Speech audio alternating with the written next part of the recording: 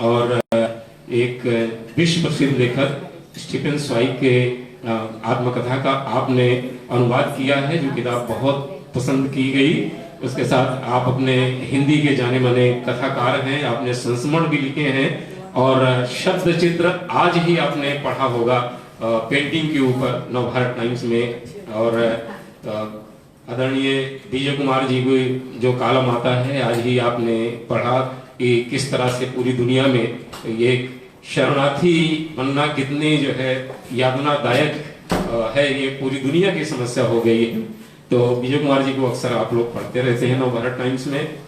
मनहर चौहान जी बैठे हुए हैं, हमारे शहर की शान है। जब वो कथा साहित्य की मुंबई में पहचान बन रही थी, उस समय जो है ये मनहर जी का प्रमुख नाम था। पत्रकारिता भी आपने बहुत अच्छी की है, दमखम नाम की पत्रिका भी निकाली आपने, जो काफी लोकप्रिय हुई। तो दोस्तों आइए हम लोग अनुवाद की तरफ बढ़ते हैं।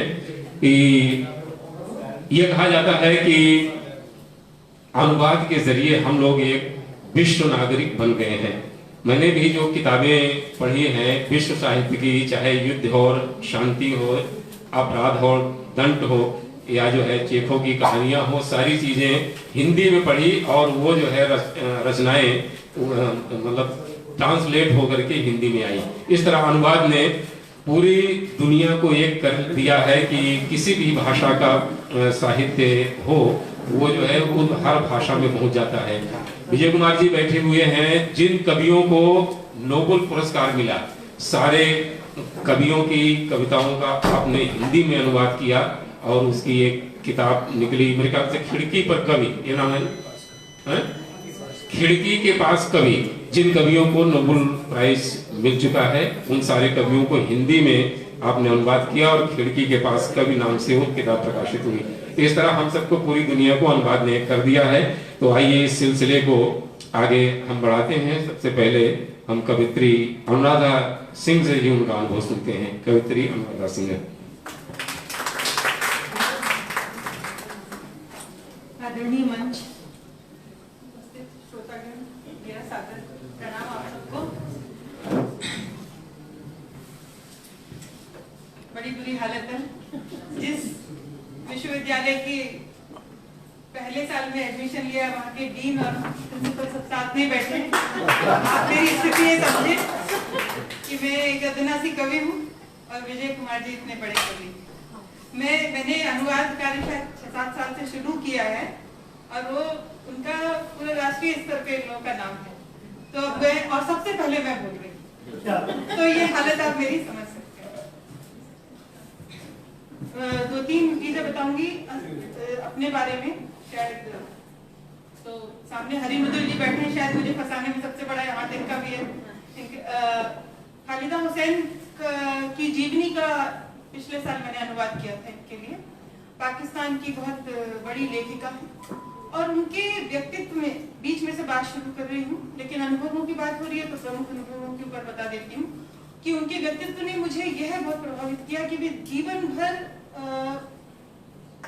अपनी दुनिया का एक कोना पकड़कर बैठकर लिखती रही। उन्होंने कभी इस बात की ये उम्मीद नहीं रखी कि कोई उनको ऊपर बोले, उन्हें किसी आयोजन में बुलाया जाए या उन्हें कहीं मंच मिले। दरअसल वो इन चीजों से बचती रही। अपने लेखन के दम पर आज भी न सिर्फ पाकिस्तान की, दुनिया की सबसे बड़ी लेखकों में से एक गिनी जाती है। मैंने अनुवाद करना ऐसा शुरू किया क्योंकि अनुभव की बात है। ऐसे करना शुरू किया कि कवि थी मैं और विश्व साहित्य पढ़ने का बहुत शौक था। 6-7 साल की उम्र में मेरी माँ रूसी से हिंदी से अनुदित कुछ किताबें लाई, कुछ बच्चों की और कुछ बड़ों। तब मुझे नहीं पता था कि अनुवाद दरअसल होता क्या है, और लेकिन वो किताबें मुझे कुछ ऐसी अनोखी लगी जो हमारे हिंदुस्तान में जैसी किताबें उस समय होती थी, उससे बहुत ही अनोखी दुनिया के दरवाजे मुझ पर खुल गए। और तब मुझे लगा कि ऐसे इसमें कुछ अलग है, ये हमारे यहाँ नहीं लिखा जा रहा है। उसके बाद मैंने जब कविताएं शुरू से ही लिखती आ रही थी, एक बार एक वरिष्ठ कवि विजेंद्र जी ने देखी कविताएं और कहा, आप विश्व कविता की बहुत सारी चीजें अपनी वॉल पे शेयर करती हैं, तो आप अनुवाद क्यों नहीं करती? ऐसे अनुवाद का काम शुरू हुआ। अनुवाद मुझे ऐसा लगता है किसी भी भाषा के साहित्य के लिए कुछ लोग कह सकते हैं कि अनुवादकों की हमें क्या जरूरत है। हम अपनी भाषा में लिखा मौलिक, जिसे हमें बहुत गर्व भी होता है ना कि हम अपनी भाषा में लिखे साहित्य को पढ़कर सब कुछ पा सकते हैं या उसे पढ़ें और उसे लिखें। दरअसल वो इस बात को नहीं समझ पाते हैं कि उनकी भाषा में मौलिक रूप से जिन्होंने लिखा है उनके ऊपर भी अनुदित रचनाओं का कितना असर रहा है, वे नहीं जानते हैं। क्योंकि यह प्रेरणा है जो स्पष्ट रूप से दिखती नहीं। प्रेरणा कोई मूर्त चीज तो है नहीं। अनुवाद दरअसल साहित्य के लिए ऐसी चीज है कि जैसे आपके पास पूरी खाद्य सामग्री है, लेकिन अगर अनुवाद न होते तो आग नहीं थी उन्हें पकाने के लिए। उसके बाद अनुवाद करती रही मैं। समालोचन ब्लॉग है और कई पत्रिकाएं, जिन लोगों ने संपादक मुझसे कहते रहे कि अब फला रचना का अनुवाद कर दीजिए, उसका कर दीजिए, ना कर दीजिए। लेकिन एक बड़ा मोड़ तब आया जब पाखी पत्रिका के संपादक प्रेम भारद्वाज जी ने 2016 में अचानक मुझसे एक दिन कहा, शायद ये अगस्त में, इन्हीं दिनों की बात है, 16-17 तारीख को मेरा जन्मदिन है इसलिए मुझे याद है। उन्होंने बधाई देते हुए कहा कि 10 दिन के अंदर आपको बेनेडिक्ट एंडरसन की किताब इमेजिन्ड कम्युनिटीज के प्रमुख हिस्सों का अनुवाद करके देना। वो बहुत बड़ा काम था, मुझे 2-3 महीने से कम नहीं लग सकते थे। नौसिखिया थी, बेनेडिक्ट एंडरसन सच में समझ में नहीं आते थे, साम्यवाद के एकदम गुरु और राष्ट्रवाद में भी उनकी बड़ी तगड़ी वो। तो मुझे समझ में नहीं आया कि मैं कैसे करूं, लेकिन उन्होंने कहा अगर आप कर सकती हैं तो हाँ बोलिए, नहीं तो किसी और को देंगे। ये बहुत बड़ा चैलेंज था और मुझे लग रहा था अब तक कविताओं को करती आ रही थी। ये बड़ा काम है, मैंने करा। 8-9 दिन में दुनिया भूल गई, दिन रात लिखती रही, दिन रात करती गई। दिमाग का बिल्कुल जिसे कहते कान से धुआं निकलना शुरू हो गया। मुझे बेनेडिक्ट एंडरसन बहुत ज्यादा पसंद नहीं थे, लेकिन जब मैंने पढ़ना शुरू किया तो मुझे लगा कि ये पढ़ना कितना जरूरी था। पढ़ते पढ़ते वो मुझे अच्छे लगने लगे। समझ में आया कि राष्ट्रवाद वास्तव में केवल एक सांस्कृतिक क्रियाकलाप है जिसके पीछे लोग पागल हो जाते हैं, एक दूसरे को मार डालने को उतारू हो जाते हैं। दरअसल ये कुछ नहीं है। धर्म है, वह भी हम मान रहे हैं कि वह जब से संस्कृति है, जब से सृष्टि है, तब से धर्म चला रहा है, ऐसा नहीं है। धर्म को भी राष्ट्रवाद की अवधारणा की तरह बीच में कभी शुरू कर दिया गया। तो ये सब चीजें उस किताब को पढ़ के, वह अनुवाद उन्होंने 36 पेजों में छापा था पत्रिका की। बड़ी बात थी, उस समय की चर्चित पत्रिका थी और मैं एकदम नई थी। काफी चर्चित हुआ, काफी बात हुई। इसके बाद अनुवाद काफी चीजों का मैं करती रही हूँ, लेकिन मुझे हमेशा वंचित वर्ग के जो कवि और लेखक हैं, जैसे मैंने अभी खालिदा हुसैन की बात की थी, स्त्रियों को मैं हमेशा मानती रही हूँ कि वो दुनिया की दलित हैं, थी और हमेशा रहेंगी। आप कितना भी आप इस बात को कह दें कि नहीं स्त्रियां बदल गई हैं, ये हो गया, लेकिन आप देखिए खालिदा हुसैन पाकिस्तान में थी, जहाँ पर उनको खुल के बोलना उनके लिए ये मुनासिब नहीं, सही नहीं माना जाता था। ऐसे समय में उन्होंने काफी साहसिक कहानियां लिखी,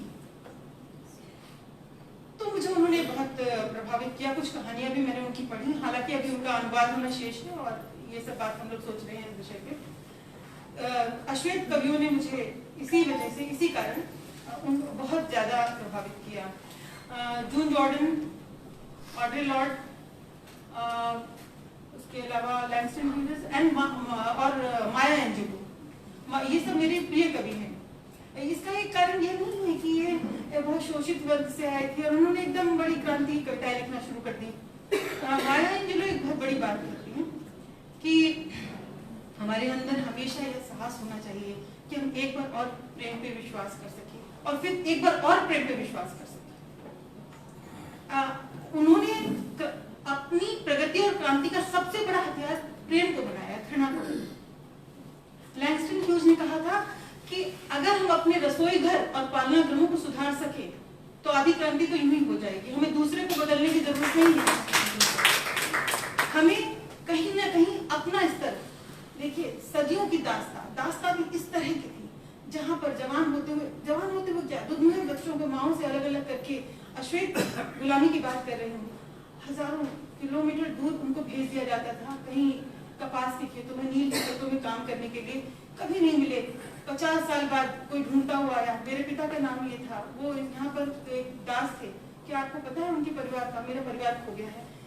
ये ऐसी त्रासदियां थी जिनके बारे में हम सोच नहीं सकते। लेकिन जब ये कवि और ये लेखक आए और लौट आए, इन्होंने कहीं किसी के लिए अपशब्द नहीं कहे, कहीं भड़काने वाली बात नहीं की।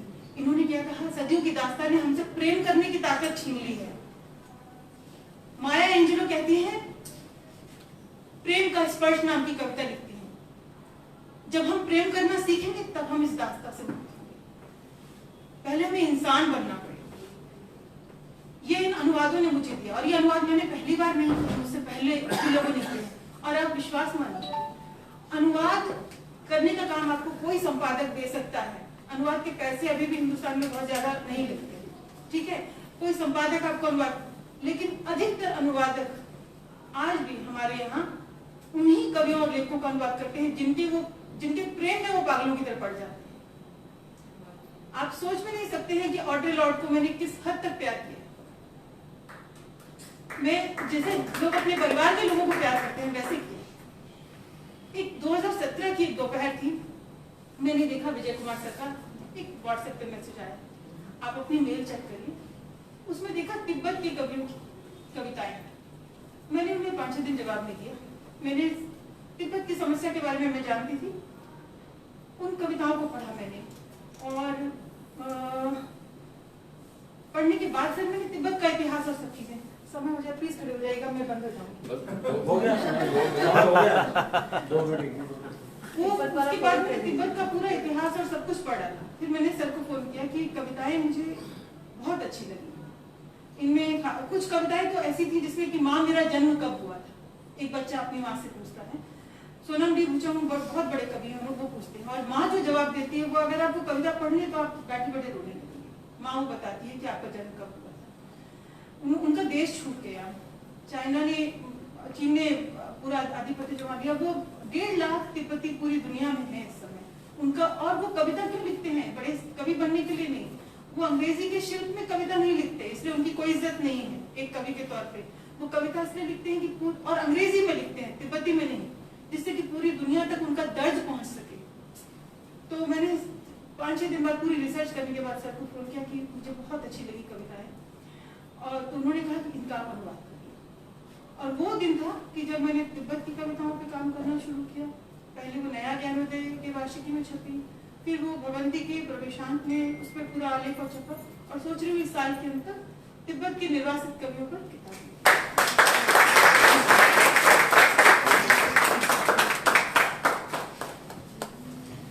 अनुवाद से किस तरह एक लगाव होता है और अनुवाद करने में क्या तैयारी करनी पड़ती है, उसकी कुछ महत्वपूर्ण पक्ष रखे अनुराधा जी ने, और थोड़ा थोड़ा करके हमारे पास में बहुत सारी चीज़ें बातें आ जाएंगी।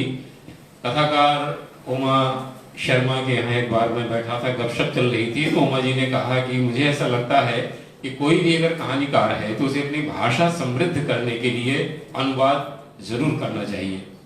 और खुद उमा जी ने बहुत सारे अनुवाद किए। तो आइए उमा शर्मा जी के अनुभव सुने।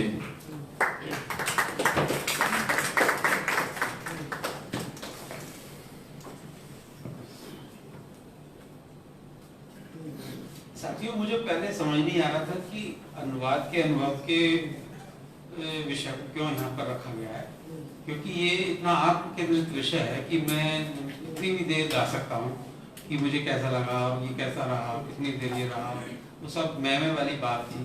तो मैंने पहले सोचा कि इसके अलावा अगर इसमें जाने से अच्छा है कि मैं उसकी वानगी दूँ जो मैं करता आया हूँ, या जो मैंने पकाया है, या जो मैं जिसके लिए यहाँ पर आज मौजूद हूँ, उसकी कुछ चीज़ें, उसकी कुछ उस भाषा की एक नमूना आप पेश करेंगे। तो अगर आप कहें तो वो मेरे जहन में है, लेकिन अगर उसके अलावा भी कुछ दूसरी बातें हैं जो मैं शेयर करना चाहता हूँ। अनुभव तो बताइए। अनुभव फिर भी बताता हूँ। ऐसा था कि पढ़ने लिखने के शौक के दौरान मैं एक लाइब्रेरी का सदस्य था, और वहाँ मैं कुछ किताबें ढूंढ रहा था। तो वहाँ मुझे एक किताब दिखाई दी, अनजान औरत। मुझे क्योंकि जीवनी साहित्य, आत्मकथा साहित्य के साथ साथ पत्रों में भी दिलचस्पी है, तो फिर मैंने उसको बहुत नैसर्गिक दिलचस्पी से उठा लिया कि कोई पत्र इस तरह का हो सकता है क्या कि उसकी किताब जितनी शब्द हो। तो मैं उस किताब को जब लेकर आया तो उस नए लेखक से मेरा परिचय हुआ जिसको उन दिनों स्टीफन ज़्विग। मैंने उस कहानी को पढ़ा और उसके किताब के अंदर दूसरी जो कहानियाँ और थी उनको भी पढ़ा। तब मुझे लगा कि इस तरह की जो कहानियाँ हैं हमारे यहाँ नहीं है, या कम से कम मैंने नहीं पढ़ी। तो इस बहाने मुझे एक लेखक मिला और उसी के साथ फिर मैं उसकी आत्मकथा को पढ़ने लगा। जब मैं उसकी आत्मकथा को पढ़ रहा था तो मैंने अभी कहानियाँ लिखने की शुरुआत ही की थी। तो समझिए कि 2-3 कहानियाँ मैं लिख चुका था और फिर लेकिन मैंने तय किया कि नहीं, इस किताब को, इस आत्मकथा को हिंदी में लाना चाहिए। मैंने किसी कविता का भी अनुवाद नहीं किया था, कोई कविता अंश या कोई लघु कथा का अनुवाद नहीं किया था। और ये करीब 450 पेज की किताब जो मैं तब 3 बार पढ़ चुका था। मैंने कहा इसको तो अनुवाद करना, और मैंने जितनी मुझे नए साल को डायरियाँ मिलती थी उनको इस्तेमाल किया। ठीक है, पहला ड्राफ्ट ये मैं 2000 के आसपास की बात कर रहा हूँ। मैंने कंप्यूटर पर भी हिंदी लिखना बहुत देर से शुरू किया, तो हाथ से ही लिखना बहुत शुरू हुआ। और धीरे धीरे फिर उसके करीब जो मेरे हाथ के लिखे 700-800 पेज हुए, जो फिर 3 ड्राफ्ट्स में गए। बाकायदा उन पर फिर उन्होंने व्हाइटनर का बहुत इस्तेमाल करते थे, क्योंकि आप कितना ही ठीक कर लीजिए फिर आप उसको मिलाते हैं। अब मैं उसी पर आता हूँ कि वहाँ वो प्रक्रिया क्या होती है। जब आप इसलिए मैं सबसे पहले ये सोचता हूँ कि जब आप अनुवाद करते हैं तो सबसे अच्छा काम तभी होता है जब उस लक्ष्य कृति से या लक्ष्य जो लेखक है उससे आप बेइंतहा प्यार करते हैं, या वो चीज़ इतनी हो कि आपका मर्म उसके मर्म के साथ जुड़ा हुआ है। यानी जो काम भाड़े का नहीं है। तो कोई पत्रिका जिसे उन्होंने, हो सकता है वो एक जरिया हो किसी पत्रिका के लिए नई शुरुआत से काम करने का, लेकिन जब आप एक लेखक को डिस्कवर करते हैं और जब उसमें घुसते हैं तब पता लगता है कि ये असल में अपनी बात नहीं कह रहा है, ये एक व्यापक बात कह रहा है और बहुत कुछ आपकी बात कह रहा है। जब आप उस तरह से उसको प्यार करने लगते हैं तब आप कुछ भी उसके साथ जो उसने अपनी भाषा में दर्ज किया है, जो आपके सामने है, कुछ भी उसे छोड़ना नहीं चाहते। तो एक तरह से ये समाधि में जाने की बात है कि जब आपने सामने तो जो कृति है, वो जो वाक्य है तो आपने पढ़ लिया, अब इसको भीतर आपको इंटरनलाइज करना है, क्योंकि वो जो बात है वो 100 साल पहले कही गई है, उसके परिवेश अलग है उसका। अब आपको अपनी जुबान में कहनी है, अपने लोगों के बीच कहनी है। तो किस तरह से कही जाए? ऐसे कही जाए कि उसमें सहजता बरकरार हो, जो उसकी किसी भाषा की कुंठाओं से रहित हो, जो उतरती चली आए। जैसे एक छोटा सा वाक्य जहाँ से किताब शुरू होती है, शेक्सपियर के एक नाटक सिमलिन का एक कोट है, वो अपनी आत्मकथा लिख रहा है, उसकी शुरुआत यूँ होती है, and let's meet the time as it seeks us. इतना आधा सा वाक्य मैं इसको करने लगा, मेरा पूरा दिन निकल गया। कहना क्या चाह रहा है? And let's meet the time as it seeks us. इसको करते करते मैं, आप कीजिए कहीं आपको ऐसा लगे कि मैं भी अनुवाद तारीख है, लेकिन जब पहुंचा मैं मकाम कहाँ हुआ, आप थोड़ी देर के लिए वाक्य भूल जाइए और फिर इसको सुनिए जो मैंने कहा। उसे हमारी तलाश है तो चलो मिलते हैं वक्त। And let's meet the time as it seeks us. उसे हमारी तलाश है तो चलो मिलते हैं वक्त। यहाँ से ये बात इसलिए नहीं कह रहा कि आप ताली बजाए, लेकिन मैं बता रहा हूँ जब आप उसमें जब आप जो उसके मर्म को आप अपने भीतर उतारते हैं तो इतना बड़ा संघर्ष होता है कि समझ नहीं आता। पहले तो उसको समझना, फिर उसको अपनी भाषा में उतारना। संयोग ऐसा हुआ कि मेरे पास जो मेरी अपनी जुबान थी उसमें 2 भाषाएं बड़ी आपस में गुत्था जुड़ी हुई थी। उसमें एक हिंदी तो है जितनी है, लेकिन उसमें थोड़ी बहुत उर्दू भी जुड़ी हुई है, या जिसको कहते हैं हम हिंदुस्तानी। इन दोनों के सहारे मुझे लगा कि मेरे पास एक दोहरा हथियार है, जिसके साथ मैं कभी इस भाषा को इस्तेमाल कर सकता हूँ, कभी उसमें। लेकिन फिर भी आप मनमानी नहीं कर सकते, आपको अपनी भाषा का एक मुहावरा करना होगा। ये नहीं कि चलते चलते आप कहीं मानक शब्द के साथ एक बिल्कुल विशुद्ध उर्दू का कोई शब्द डाल दें, जिससे कि पूरा उबड़ खाबड़ आ जाए, आपको बहुत गोदाई में ही चलना पड़ेगा, जिससे एक रवानगी बरकरार है। तो ये वो चीज़ है। फिर पहला दूसरा या तीसरा कई बार मैंने तो ऐसा हुआ कि जब किताब छपने चलेगी और उसके जब प्रूफ आते थे मेरे पास, तो प्रूफ के स्तर पर जैसे एक तरह से आप एक नया ड्राफ्ट तैयार करते हैं, वहां पर तो हुआ, फिर वो किताब सामने रखी हुई है, क्योंकि आप ये सोचते हैं कि किताब जब आ जाती है तो फिर उसके बाद लोग उस जो मूल करती है उसमें नहीं जाएंगे, कोई नहीं जानता कि उसने क्या लिखा था, सिर्फ आप और आपकी आत्मा इस बात की गवाही देते हैं कि वहां पर क्या दर्ज है। इसलिए आपकी पूरी एक निष्ठा, जैसे एक भक्त की निष्ठा होती है पवित्रतम भावनाओं से सदी हुई, उसमें आप जाते हैं कि ये कहना क्या चाह रहा है, इसका मतलब क्या है। तो बहुत सारे उसका मतलब उस भाषा में है, लेकिन मुझे अपनी इसी बात को अपनी भाषा में कहना है, तो उसका क्या होना चाहिए। जैसे एक जगह उसने कहा कि मैं वहां जा रहा था, I had taken several introductions of friends when I had gone to Paris. तो इसको मैं इंट्रोडक्शंस के शब्द का फिर मैं कैसे लाऊं, क्या लेकर आऊं। मैंने कुछ संदर्भ ले लिए थे, नहीं मैंने कुछ अपने दोस्त के अते पते ले दिए, दोस्तों ने कुछ मुझे अपने अते पते ले दिए।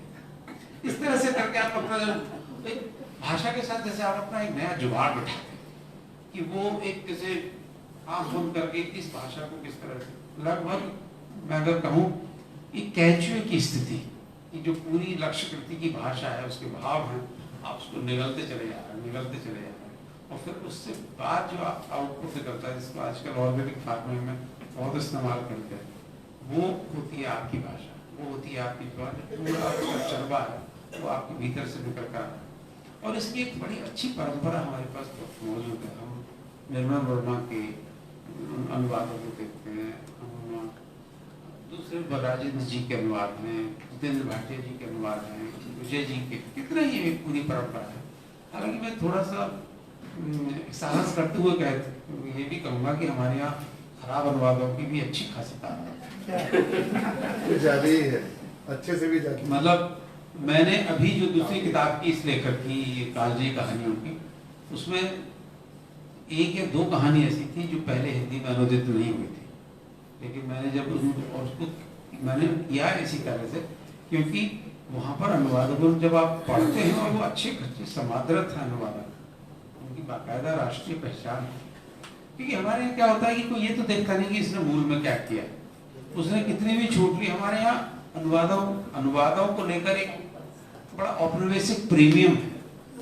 जैसे मार्केस के लिए कोई भी संपादक आंख बंद करके कहता उसकी कोई कहानी दे दो, कैसी भी अनुवाद कर दीजिए, मार्केस का नाम है, उसकी कोई है, लैटिन अमेरिकन है, इस तरह से चल जाएगा, उसका एक मार्केट से चलता है।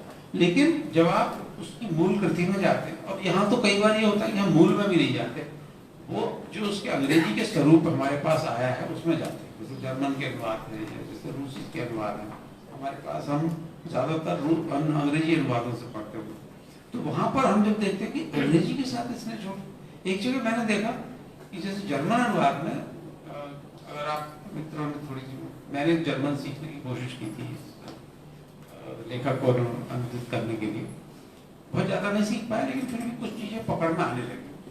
जैसे वहाँ श्रीमान और श्रीमती के लिए एक बहुत जो आदरपूर्वक संबोधन है वो है हैर एंड फ्राउ, HERR, और फ्राउ मतलब हैर हरीश पाठक आदरणीय, इस तरह से कोई किसी को जो हम बोलते हैं।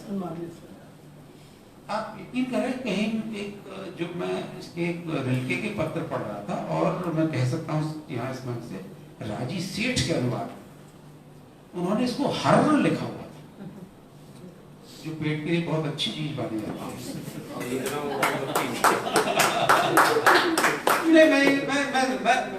रिल्के के अनुवादों को हम बहुत चाव से पढ़ते हैं, युवा कवि के नाम पर, लेकिन मैं कह रहा हूँ जब उस भाषा को आप बहुत नजदीक से नहीं जान पाते तो इस तरह की बहुत बुनियादी गलतियां आप करते हैं। दूसरी भाषा के साथ तो करते ही हैं, लेकिन जो बुनियादी गलती है ना, कि फ्राउ और उसका नहीं पता, आपको पूछ लीजिए, पता कर लीजिए, सीख लीजिए, लेकिन अगर विशुद्ध अंग्रेजी से अनुवाद है तो आप कर लेंगे, लेकिन अगर दूसरी जैसे इटालवी भाषा है, जैसे मैं जब इसको कर रहा था तो उसमें पेरिस के बहुत सारे संदर्भ थे, उसमें फ्रेंच थी, मैं गुजराती लेखक थे, उनके पास गया जो पेरिस के विशेषज्ञ थे, तो मैंने पूछा इनसे कि साहब ये जैम्बेल्सिस क्या होता है? तो मैं ढाका मार कैसे? Oh, it's a funny language, it sounds amazing. आप फ्रेंच को बोल के देखिए, वो बिल्कुल अलग चीज होती है। CHAMPS is not jam, it is sham। तो बहुत बकता है सर। मैं ये कह रहा था कि ये इस तरह के जो एहतियात हैं, आपको इस तरह के एहतियातों से बचना होगा, क्योंकि हमारे यहाँ खराब अनुवादों की इतनी बड़ी परंपरा है कि पहले जब एक कहानी को आप पढ़ते हैं तो आप उसको देखिए क्या होता है। सर रहेगी वो किसी जा सकती। सर जी देखिए 12 मिनट हो गए। तो चलिए तो खत्म हो गया। देखिए सभी को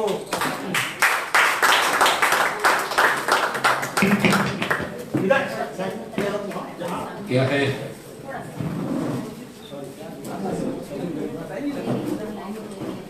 देखिए इसमें कोई बात नहीं। जब हम यहाँ खड़े होते हैं, बोलना लगते हैं, तो मुझे ऐसा लगता है कि अभी तो 5 मिनट हुआ, लेकिन 15 मिनट तक हो जाता है। हाँ, तो क्या बोलते हैं कि आइए इस सिलसिले को आगे बढ़ाते हैं जो उमा शर्मा ने आपके सामने अपने अनुभव रखे, और मैं मनहर चौहान जी को आमंत्रित कर रहा हूँ। आइए मनहर जी। और वरिष्ठ कथाकार जितेंद्र भाटिया जी अभी हमारे कार्यक्रम में पधारे हैं, और जितेंद्र जी आपका बहुत बहुत स्वागत है।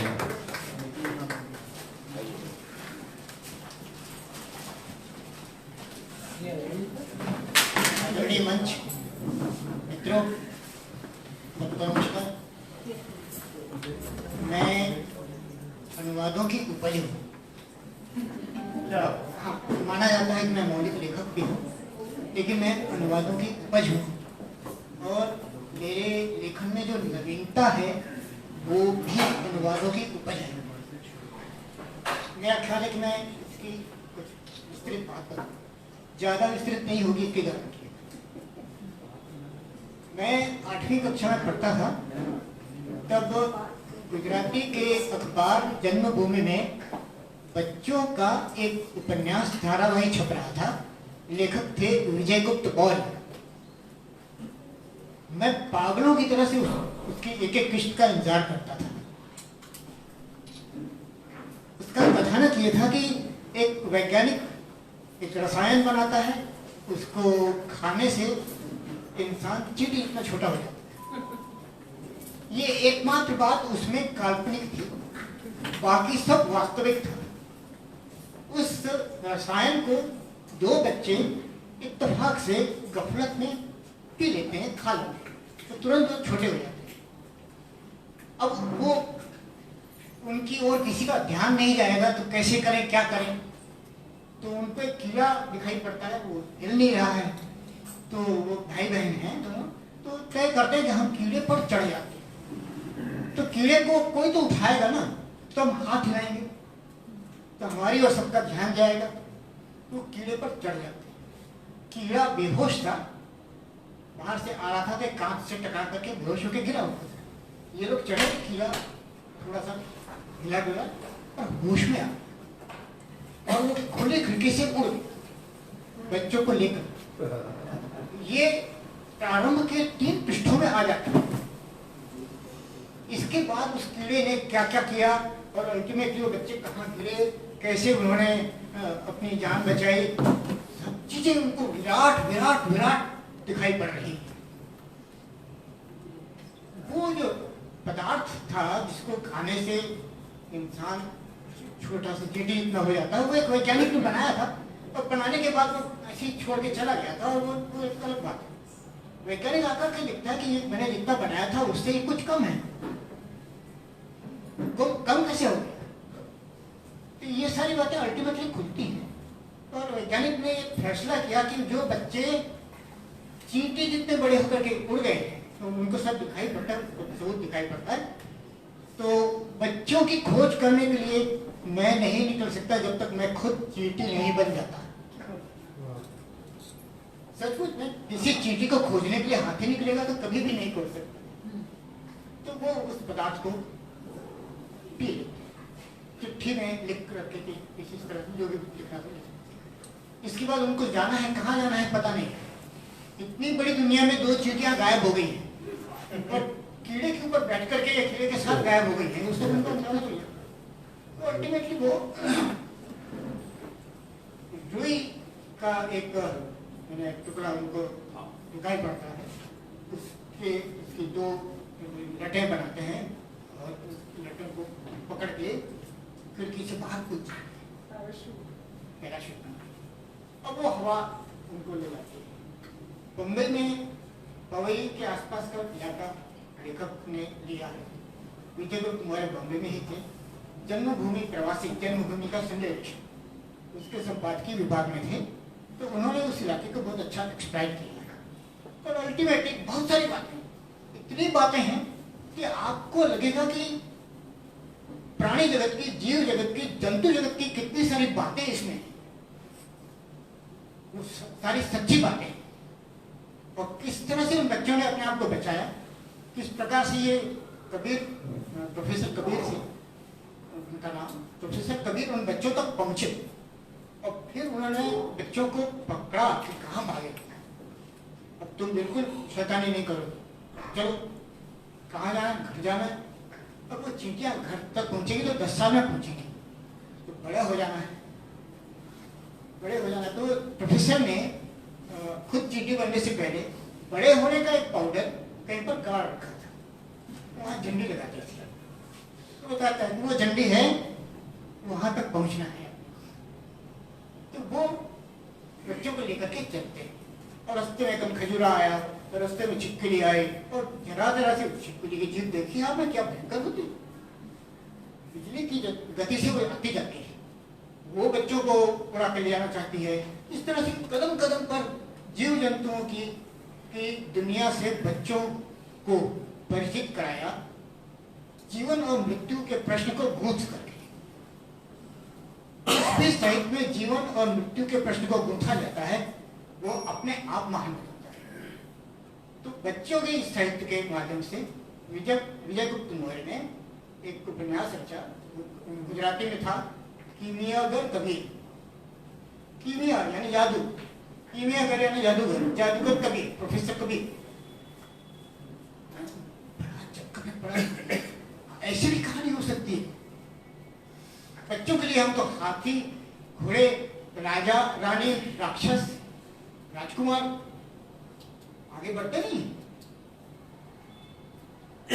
मैं 7वीं 8वीं ऐसी, मैं बहुत छोटा सा बालक था, मैंने चिट्ठी लिखी विजय गुप्त मौर्य केरफ द्वारा संपादक दे दी। मैंने कहा कि आपने ये रचना अद्भुत है और मैं इसका हिंदी में अनुवाद करना चाहता हूँ। अब आप उस बात को पकड़ेंगे कि मैं अनुवादों की उपज हूँ।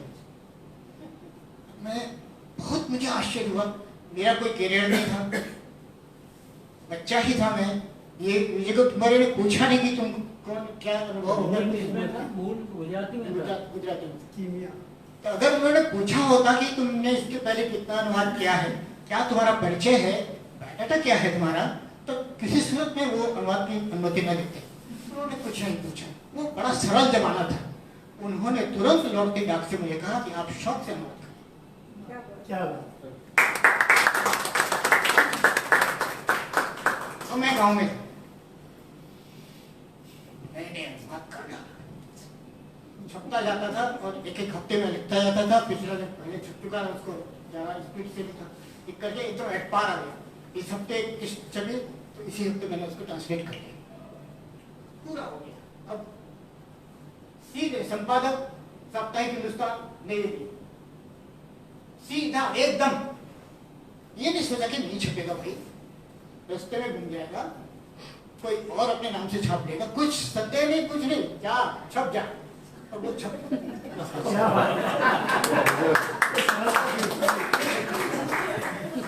गाँव में चलने लग गया। भाटापारा नाम का एक नगर आगे काफी है, बिलासपुर बराबर के बीच में, वहां छप गया। मुझे भी यकीन नहीं, मेरे शिक्षक, अरे मना, और मुझे गोद में लेकर घूम रहे हैं, तो तमाशा हो। ये मेरा पहला अनुवाद था। हाँ, शांति भटनागर बच्चों का कॉलम लिखती थी। फिर अब एक बार हमने जब मिठाई चखी तो फिर बार बार चखी। विजय गुप्त मौर्य का एक और उपन्यास था, कपि के पराक्रम। उसमें जंगल में कपि का यानी बंदर का वास्तविक जीवन कितना खतरों के बीच है। बच्चे क्या सोचते हैं, बच्चे उसको कोई कैसे पकड़ेगा, बंदर तो यहाँ कूद के वहां चला जाएगा, कोई अजगर आ गया तो वहां चला जाएगा, शेर आ गया तो वहां चला जाएगा। लेकिन बंदर किस प्रकार से वहां जीता और मरता है, उसके जीवन और मृत्यु की उसमें सारी बात, और उसमें फिर बंदरों की टोली होती है, उसका बाकायदा नायक होता है। तो युद्ध करते हैं आपस में, जो सबसे शक्तिशाली होता है वो नायक बनता है, और सारी मादाएं उसकी टैप्ट होती हैं, और उन मादाओं को पाने के लिए अन्य जो नर होते हैं वो अल्टीमेटली लड़ते हैं आपस में, फिर वो उसमें जो सबसे शक्तिशाली होता है वो नायक होता है। ये सारी बातें हमको कहाँ मालूम। अच्छा, कितनी किताबों का अनुवाद किया?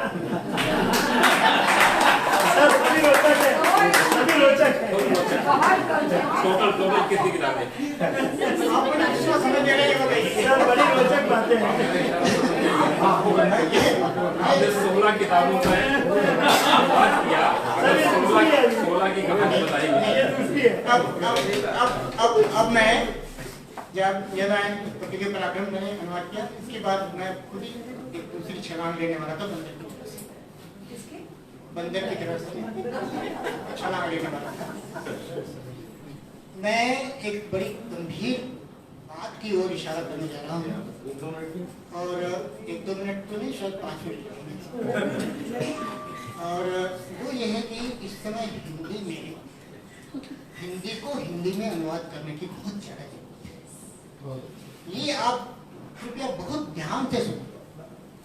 आप हिंदी के अखबार पढ़ ही नहीं सकते क्योंकि वो छपते नहीं हैं, वो सब इंग्लिश में छपते हैं। आप उन इंग्लिश में छपे हुए अखबारों को किसी प्रकार से प्रभावित करें। यहाँ काफ़ी प्रभावशाली लोग हैं, ईमानदार लोग हैं, जिम्मेदार लोग हैं जो मौजूद हैं, उनको कहें कि आप इंग्लिश में छापें, कोई बात नहीं, लेकिन आप ये मत लिखिए कि ये हिंदी का अखबार है। आप लिखिए इंग्लिश का अखबार, आपकी जनता की भाषा में हमने छापा, ये लिखिए। आप हिंदी का अखबार मत लिखिए। इंग्लिश के प्रभाव की हद ये है कि अब शीर्षक 10 शब्दों का है तो 6 शब्द अंग्रेजी के, 4 शब्द हिंदी के होते हैं। ये अब 4 जो शब्द हिंदी के हैं वो घट के 3 हो गए हैं, 2 हो गए हैं। और अब मैंने देखना शुरू किया है कि पूरे के पूरे शीर्षक अंग्रेजी में देवनागरी लिपि में लिखे हुए हैं। इनके हिंदी के अनुवादकों को चाहिए कि हिंदी का अनुवाद हिंदी में करें, ये अत्यंत आवश्यक है। देवणी जी,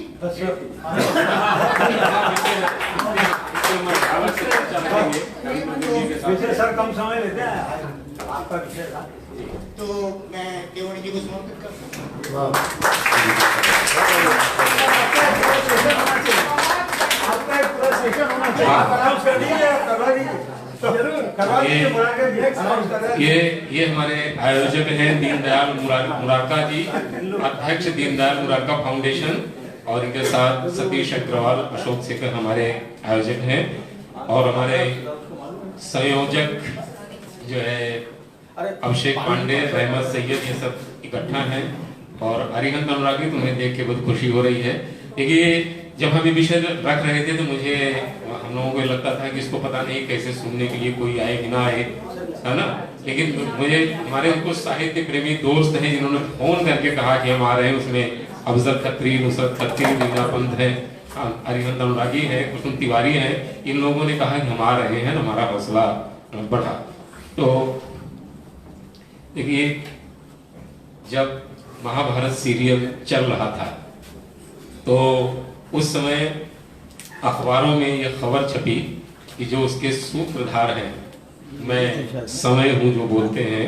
हरीश भिवानी जी वो 1 मिनट का 10,000 रुपए लेते हैं। नहीं कम बताया था, हैं? सेकंड का है। अच्छा सेकंड का, रेट कम तो करा रहे थे। अच्छा सेकंड का यहाँ पैसा नहीं दिया तो 10,000 रुपए पर सेकंड, हाँ अरे बाप रे। है ना। तो वो टाइम की बात थी जो है ना। अब आप उसको जोड़ लीजिए, इसलिए जो है उनसे समय नहीं पूछेंगे कि कितने हजार हमारी संस्था को वो दे रहे हैं, लेकिन कुछ और बातें हैं हरीश भिवानी जी की से शायद में उसके अलावा भी लोगों को मतलब कम खबर है कि बड़े अच्छे स्क्रिप्ट राइटर हैं। कई सीरियल की आपने ये लिखी है स्क्रिप्ट, और खुद कई डॉक्यूमेंट्रीज बनाई हैं और कई कारपोरेट फिल्में बनाई हैं, जिसके लेखन से लेकर निर्देशन और निर्माता ये आप रहे हैं। और 2016 में राष्ट्रीय फिल्म समारोह में अपनी आवाज के लिए आपको राष्ट्रपति पदक से नवाजा गया। और एक सीरियल है सुनहरे वर्ग था, जिसमें मैंने इनके एक शायर की भूमिका मतलब एक्टिंग करते हुए भी देखा। तो मतलब इतने बहुउद्देशीय प्रतिभा के धनी हैं हरीश भिवानी भी। मैं ज्यादा लता जी पर जो किताब है, हाँ, लता जी पर इन्होंने बहुत अच्छी किताब लिखी है। महाभारत के पहले लता जी जितने भी विदेशों में शो करती थी, अपने साथ में हरीश भिवानी जी को लेके जाती थी, और रास्ते में जो गपशप होती थी उनके साथ में संगीत को लेकर के, उसमें बड़ी अच्छी किताब लिखी लता मंगेशकर के ऊपर। आपका स्वागत है हरीश भिवानी जी, पधारिए। ये समय को लेकर जब हरीश जी से बातचीत हुई तो लता जी के शो पूरी दुनिया में किए हैं और संचालन आपने किया, तो मैंने कहा यहाँ 5 मिनट में देवानी जी खड़े हो जाते हैं। तो बोले लता जी जब मैं 1 मिनट होता था तो चश्मा यूं करती थी, मतलब मैं समझ जाता था कि मुझे शायद इसीलिए मैं मितभाषिता के लिए कुख्यात हूं। 19 वर्षीय प्रोफेसर नंदलाल पाठक को प्रणाम करके जो उमा जी बताना चाहते थे, हिंदी, शुद्ध हिंदी और खालिस उर्दू का मिश्रण हो, उसको मैं संक्षेप में कहता हूं। कई बार स्क्रिप्ट में ऐसा आता है, मैं कहता हूं ये क्या है, राम की बेगम सीता, क्योंकि गलत भी तो नहीं है। वैसे इबादत की तरह मैं हर काम करता हूं। मेरा उसूल है पहले सलाम करता हूं। चलिए इसी का अनुवाद करते थे। अनुष्ठान की तरह मैं हर कार्य करता हूं। मेरा स्वभाव है पहले प्रणाम करता हूं। और ये अनुवाद करते हुए मुझे लगभग इतना ही समय लगा था। और मेरा विचार है वो इसलिए कि रवायत बदली, एक तरह की परंपरा बदली, तो शब्द अपने आप आ गए। वैसे मैं अनुवाद करने का काम नहीं के बराबर करता हूं, और करता हूं तब उसमें गहरे बैठ जाता हूं, क्योंकि मैं अनुवाद और भाषांतर जैसे शब्दों को सिरे से खारिज करता हूं।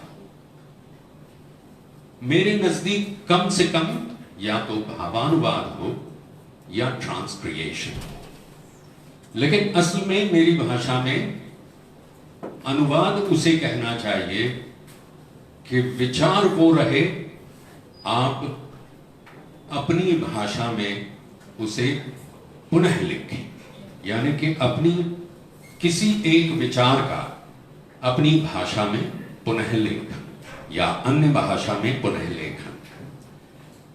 और इसीलिए शायद मेरा कतई विश्वास नहीं है एक बहुत पुराने शब्द प्रयोग का, लॉस्ट इन ट्रांसलेशन। ये बिल्कुल जरूरी नहीं है, सिवा कि मैं लापरवाह हूं। मैं उसकी भी मिसाल दूंगा जैसे आपने कहा, मगर पहले मिसाल जो मुश्किल है, विज्ञापन लोग की रेखा जी, कमलेश जी तो चले गए। एक जमाना था जब विज्ञापनों में पहले अंग्रेजी में सोचा जाता था और फिर कंसोलेशन प्राइज की तरह हिंदी शब्द चेप दिए जाते थे। इसका जहां तक मैंने ऑब्जर्व किया, इसका अंतर कब आया, हम इन हालात से कब निकले। मेरी शुरुआत के दिन थे, आपको याद होगा एक शीत पेय था गोल्ड स्पॉट, आजकल शायद फैंटा के नाम से होता है।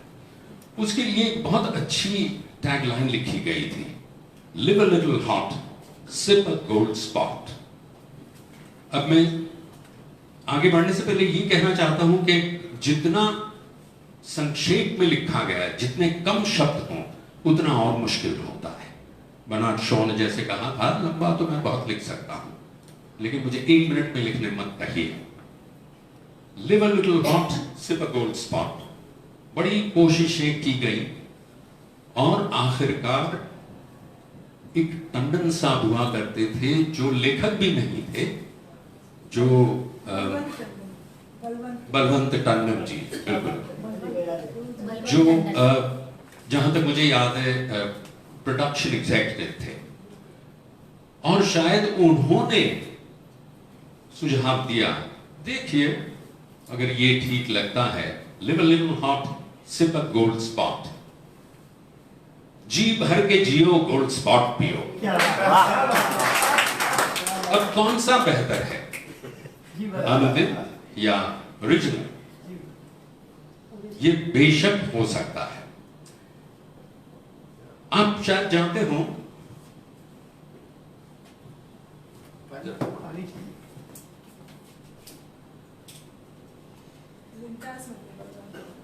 लिंटास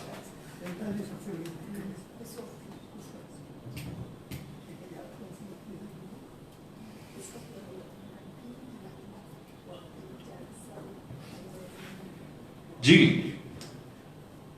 अमेरिका में एक रंग से राजा की कहानी है, कहानियां हैं असल जिंदगी की। उनका नाम है कैमरॉन मिचेल, जिनका सफलता का मंत्र मुझे छू गया। वो था, The answer is yes, what's the question? और उसकी कहानी के बारे में कहा जाता है कि it's from dish room to board room.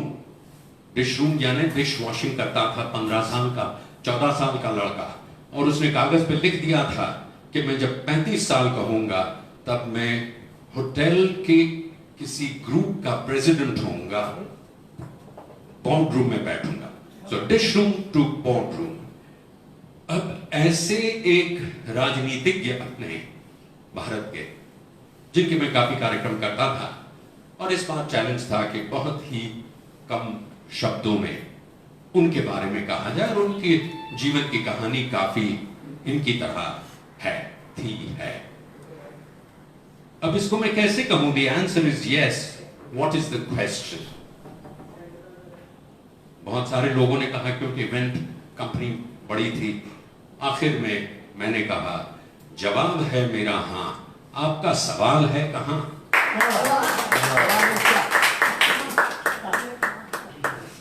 मेरा ये ख्याल है कि वो ओरिजिनल से बेहतर है, क्योंकि जैसे इनके उद्गार थे रेखा जी के, कि सवाल है कहां, व्हाट्स द क्वेश्चन। खैर, इसके बाद मुझे एक बड़ी समस्या मेरे सामने खड़ी हो गई थी जब मैं अपना पहली डायलॉग राइटिंग कर रहा था। आपको शायद याद हो, the first ever Indian corporate war serial खानदान, नीना गुप्ता का पहला सीरियल, गिरीश कर्नाड का पहला सीरियल, और एज ए डायलॉग राइटर मेरा। इसके डायरेक्टर थे श्रीधर क्षीरसागर, अब नहीं रहे। तो वो अंग्रेजी ज्यादा जानते थे, लेकिन उनको मेरा लिखना कुछ ठीक ठाक लग रहा था। तो एक जगह आके हम रुक गए। ये एक कॉर्पोरेट वॉर की कहानी थी। तो एक मालिक थे जो डॉक्टर श्रीराम लागू थे, और उनके अंतरंग मित्र थे जो उस कंपनी में सीईओ थे। वो थे गिरीश कर्नाड। और एक जगह आकर वो श्री राम लागू यानी के जो मालिक हैं वो उन्हें अपमानित करते हैं, लेकिन शालीनता से। और उसने लिखा था कि मुझे ऐसी कोई लाइन चाहिए कि don't forget at the end of the day you are an employ of this company. मैंने कहा ये तो गाली जितना बुरा है। खैर मैंने जितना हो सके करने की कोशिश की। क्या कर रहे कि ये मत बोलो कि तुम नौकर हो, नहीं, ये तो बहुत बुरा हो जाता। कर्मचारी हो, ये लगता है किसी मिनिस्ट्री में सरकारी कर्मचारी है। तो मैंने कहा तुम ऐसा करो ना, कुछ लोग ना समझे कुछ समझे, ये मत बोलो कि तुम मुलाजिम हो। तो कहा it sounds very good but it sounds like Mughal Azam. और वो बात सही भी थी, कई लोग नहीं समझेंगे। तो फिर मैंने आखिर में जाके तोड़ निकाला। मैंने कहा कि जरूरी नहीं है कि हम शब्दों का अनुवाद या भाषांतर करें। तो मैंने कहा ये मत भूलो, नहीं तभी इतना चलन नहीं था कि अंग्रेजी शब्द ढूंढे। ये मत भूलो कि कंपनी मेरे लिए मुनाफा कमाएगी और तुम्हें तो वही महीने के अंत में बंधा हुआ मिलेगा पगार। के वेतन भी नहीं कहा। यानी उसी विचार का मैंने पुनः लेखन करने की कोशिश की। और इस पुनः लेखन की दूसरी चरम सीमा है मक्खी पे मक्खी बिठाना। अभी कल ही की बात है, इसलिए मैं ताजा है, अवन फ्रेश। मैंने ही रिकॉर्डिंग की है इसकी। बहुत बड़ी एजेंसी जर्मनी की उधर से आई है, पता नहीं उन्होंने कहां से लिखवाया है। It will take 45 seconds.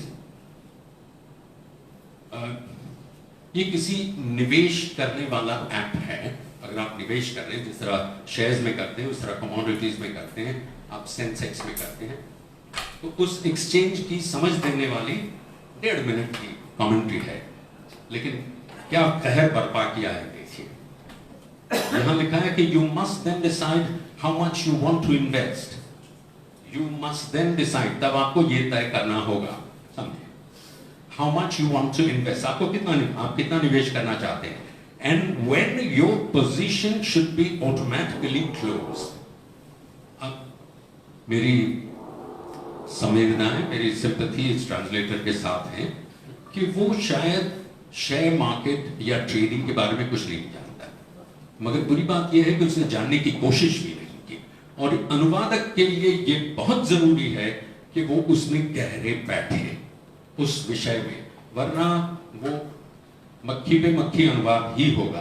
तो यहां आपने कहा है कि तब आपको ये तय करना होगा कि आप कितना निवेश करना चाहते हैं और कब आपकी स्थिति अपने आप बंद हो जानी चाहिए, when your position should be closed, जिससे आप कभी भूल नहीं सकते। और दूसरा जो अब मैंने पढ़ा उसके पितामह है, now you simply have to decide if the price will fall or rise। आप किसी commodity वो चावल भी हो सकते हैं, सोना भी हो सकता है। Now you simply have to decide if the price will fall or rise, and you will immediately find yourself in the heart of your personal trading adventure। मुश्किल है, लेकिन अच्छा काम तो आसान नहीं होता। तो आपने लिखा है, कृपया सांस रोकें। अब जब मूल्य में गिरावट या वृद्धि होगी और आप तुरंत अपने को व्यक्तिगत ट्रेडिंग साहसिकता के दिल में पाएंगे, बस तब आपको तय करना है। क्या तय करना है? होना चाहिए था कि इसके बढ़ते गिरते मूल्य के साथ आपका दे ले का निर्णय बताएगा कि आप कितने साहसिक निवेशक हैं, मगर वो नहीं किया जाता। देवमणि जी, अरे कहीं देवमणि ने चश्मा उतार लिया। अरे यहाँ तक कि ये जो मक्खी पे मक्खी बिठाने वाली बात है, उसमें टेंडर नोटिस होते हैं ना, रोज आते हैं अखबार में, उसको कोमल सूचना कहा गया।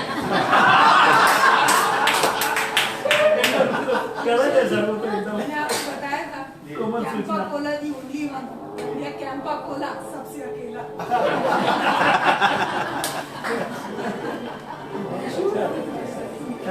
मगर एक अकेला कह देते हैं।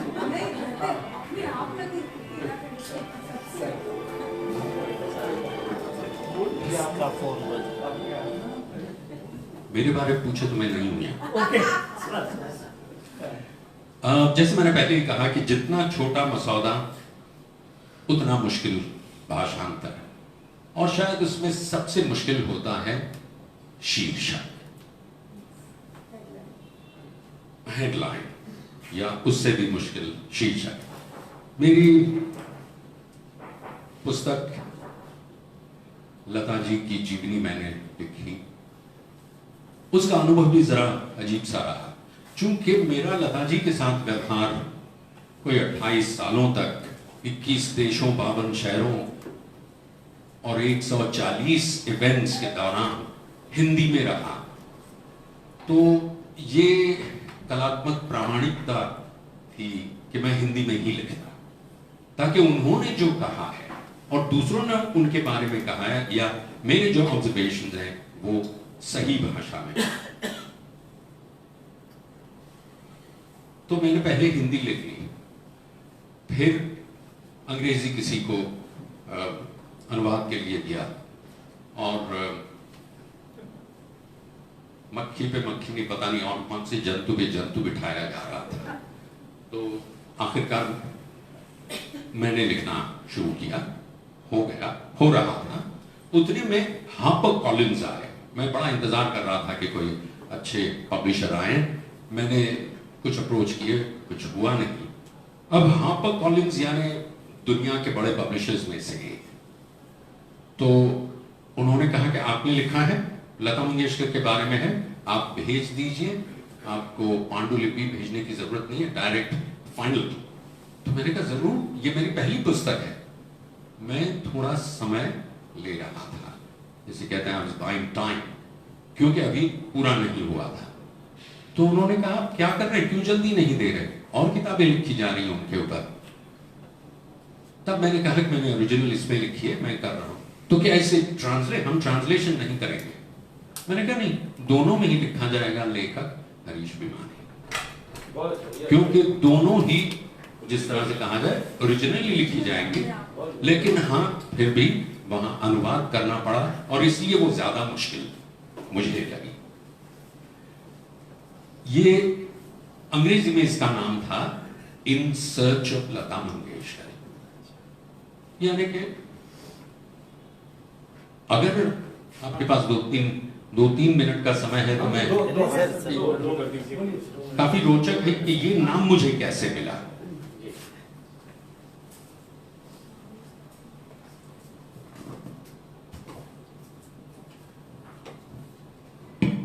मैंने प्राकथन में ही लिखा है,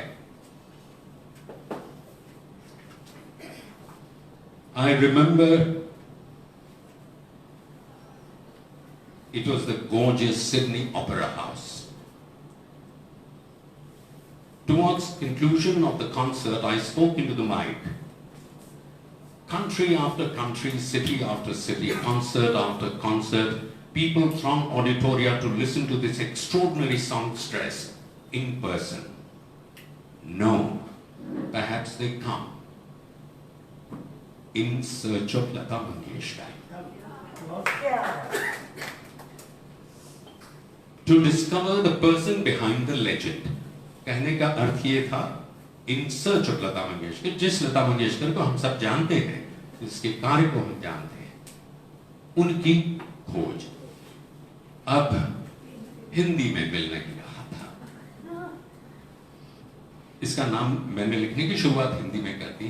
पहले नाम दिया गया 7 सुरों के साथ, लेकिन 7 सुरों के साथ तो कोई भी हो सकता है। लता मंगेशकर एक खोज, मुझे तो भारत एक खोज भी नहीं अच्छा लगा। खोज अच्छी लगी, लेकिन उसका नाम दिया गया अजीब दास्तां है ये। उनका गीत भी है और उनकी दास्तान के बारे में है। उसके बाद मराठी में हुआ, तो वहां भी बड़ी मुश्किल पेश आई, और मुझे ये कहते हुए गर्व होता है कि मराठी का शीर्षक मैंने दिया, 7 सुरांच्या पलीकडे। सात सुरांच्या पलीकडे, 7 सुरों के उस पार। फिर गुजराती में हुआ। अब गुजराती में बड़ी मुश्किल आ रही थी, मैंने छोटा सा शीर्षक दिया, लता एक दंत कथा।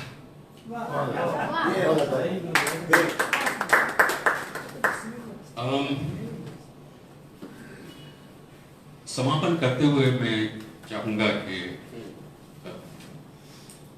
समापन शब्द सुनते ही कितने खुश हो गए।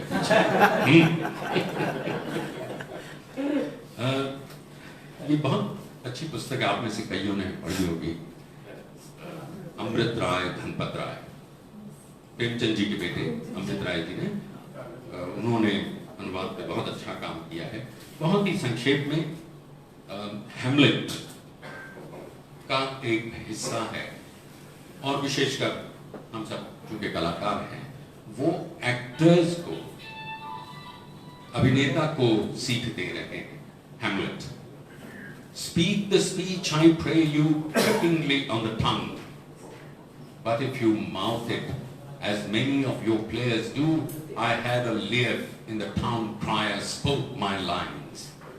बराए मेहरबानी हाथ जोड़ता हूं तुम्हारे, ये सतरें जरा हल्के फुल्के सुबह अंदाज में बोलना, जैसे तुम्हें बोलकर दिखाया, और अगर तुम्हें उतना ही चीख कर बोलना मंजूर हो जैसा कि बहुत से तुम्हारे साथी बोलते हैं, तो फिर शहर का ढिंढोरची ही क्या बुरा। और आगे कहा है, but be not too tame neither, but let your own discretion be your tutor. Suit the action to the word to the action. आगे भी बहुत कुछ है, लेकिन देखो बहुत बेजान भी मत हो जाना, अपनी सूझबूझ के इशारे पर चलना, जैसे शब्द हो वैसा ही अभिनय हो, और जैसा अभिनय हो वैसे ही शब्द। बस एक बात का ध्यान खास तौर पर रखना कि जिसमें सदा के नाटक खेलने का उद्देश्य आज भी वही है जो पहले था, प्रकृति को दर्पण दिखाना। तो ये संक्षेप में अनुवाद के कुछ अनुवाद। नमस्कार। बहुत व्यवहारिक यानी प्रैक्टिकल बातचीत आपके सामने हो रही थी हरीश भिवानी साहब से, और मैं देख रहा था कि चेहरे से लग रहा था लोग बहुत एंजॉय कर रहे हैं, उनको मतलब बड़ा लुत्फ आ रहा है। और कभी कभी शायरी के बड़े अच्छे अनुवाद होते हैं। पाठक जी, आपने सुना होगा कि हमको विदित है स्वर्ग की सच्चाई, किंतु हमको विदित है स्वर्ग की सच्चाई, किंतु दिल को, मन को पुलकित रखने को गिरधारी ये ख्याल अच्छा है।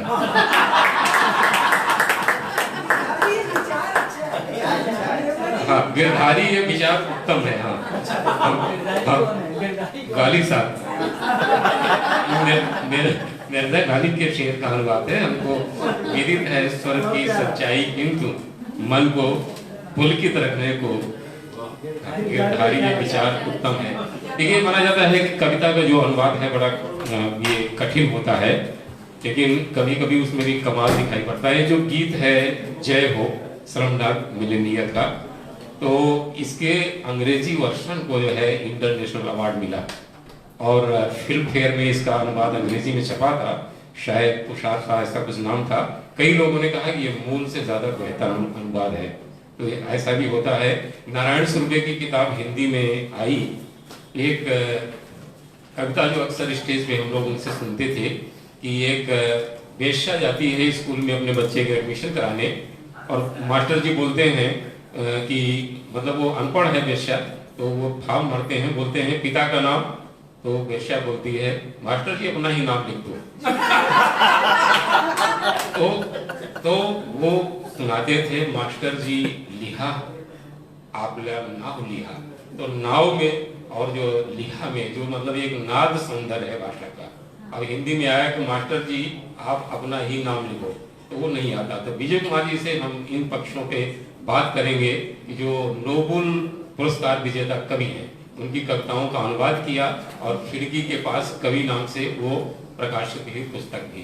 तो ये जो भाषा के महत्वपूर्ण पक्ष हैं, आदरणीय विजय कुमार जी ये प्रकाश डालेंगे।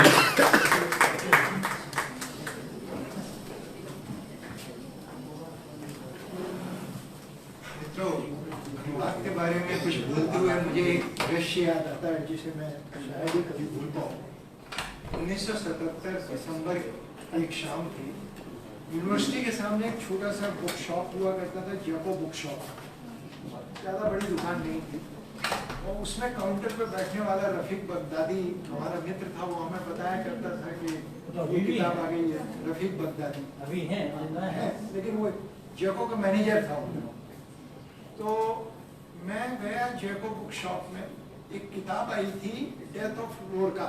लोरका स्पेनिश के बहुत बड़े कवि थे, उनको उसमें मुसोलिनी के समय में उनको मार डाला गया था, तो उसकी जीवनी आई थी। मैं उस किताब को देखने में मगन था और उसी बीच में पाब्लो नेरुदा के एक रेजिडेंस ऑफ अर्थ का अनुवाद आया था W.S. मेरविन का, वो मैंने रखा हुआ था किताबों के, अपनी किताबों के एक बंडल के नीचे। और मैं पीछे से एक आवाज आई कि gentleman can I see the book. तो मैं पीछे मुड़ा और मेरे होश गुम हो गए। मैं मतलब कि मैं सोच ही नहीं सकता था, पाँव के नीचे से जमीन खिसक गई। वो बड़ी सी परछाई जो मेरे पीछे खड़ी थी वो सत्यजीत रे की थी। और मुझे नहीं मालूम कितनी देर से सत्यजीत रे मुझे देख रहे थे उस किताब को पलटते हुए और वो बेचैन हो रहे थे। लेकिन महत्वपूर्ण ये नहीं है कि मैंने सत्यजीत रे को उस तरह से देखा। महत्वपूर्ण इस बात का यह है कि रे जैसी व्यक्ति उस छोटी सी दुकान में आए, वहां अगर कोई हलचल हुई होगी तो मैं किताब में इतना खोया हुआ था कि मुझे कुछ नहीं मालूम था। और वो उसके बाद उन्होंने जब पाब्लो नेरुदा की वो किताब उठाई तो वो कहते हैं कि रॉबर्ट ब्लाई, बेन बिलिट और तीसरा एक नाम और लिया था, इनके अनुवाद तो मैंने पढ़ लिए हैं। ये W.S. मेरविन का नया अनुवाद आया है और ये मेरे लिए एक आश्चर्यजनक बात थी कि रे नेरुदा के किसी नए अनुवाद में इतने ज्यादा उनकी दिलचस्पी होगी कि वो उस किताब की दुकान में आए हैं, वो नई किताब आई है। तो ये जो एक अनुवाद के प्रति, कविता के अनुवाद के प्रति जो हम लोगों के भीतर एक रुचि थी, मैं समझता हूँ कि इसकी शुरुआत हुई थी कॉलेज के दिनों में जब भारती जी का देशांतर आया था। और धर्मवीर भारती को देशांतर किताब ने वास्तव में हम लोगों को फर्स्ट ईयर और इंटर के हम लोग विद्यार्थी थे, ये 1960-61 के आसपास ये किताब आई थी, लेकिन हम लोगों का परिचय इस किताब से लगभग 7-8 वर्ष बाद हुआ। पहली बार हम लोगों ने भारती जी के इन अनुवादों में Ezra Pound, Wallace Stevens, Rafael Alberti, Mayakovsky, Anna Akhmatova, Boris Pasternak, T.S. Eliot, Auden, Dylan Thomas, Pablo Neruda, Rilke, Brecht, Cesar Vallejo, Borges जैसे कवियों के अनुवाद सुने। मैंने एक बार भारती जी से पूछा कि डॉक्टर साहब ये जो पेंगुइन में अनुवाद आए थे, मेरी जहाँ तक जानकारी है जब टेड ह्यूज और Dennis Weissbort modern poetry in translation series में अनुवाद कर रहे थे, तो ये तो 67-68 के आसपास आए। आप 1960 में कैसे देशांतर में इन कवियों के अनुवाद कर रहे थे? और बोरहेस, जिसका नाम आज उदय प्रकाश और दूसरे तमाम लोग मंगलेश डबराल ले रहे हैं, भारती जी 1960 में बोरहेस का अनुवाद कर रहे थे। तो मैंने पूछा आपको ये कहाँ से मिल गए थे अनुवाद? तो भारती जी ने बहुत एक दिलचस्प बात बताई। भाई मैं इलाहाबाद में था, वो यूनिवर्सल बुक डेपो के वो मैनेजर थे, वो हमें जानते थे, हमारी जेब में तो पैसे भी नहीं होते थे और वो कोई भी नई किताब आती थी हमारे लिए रखते थे और कहते थे जब जेब में पैसे हो तो दे देना, इसको तुम पढ़ो।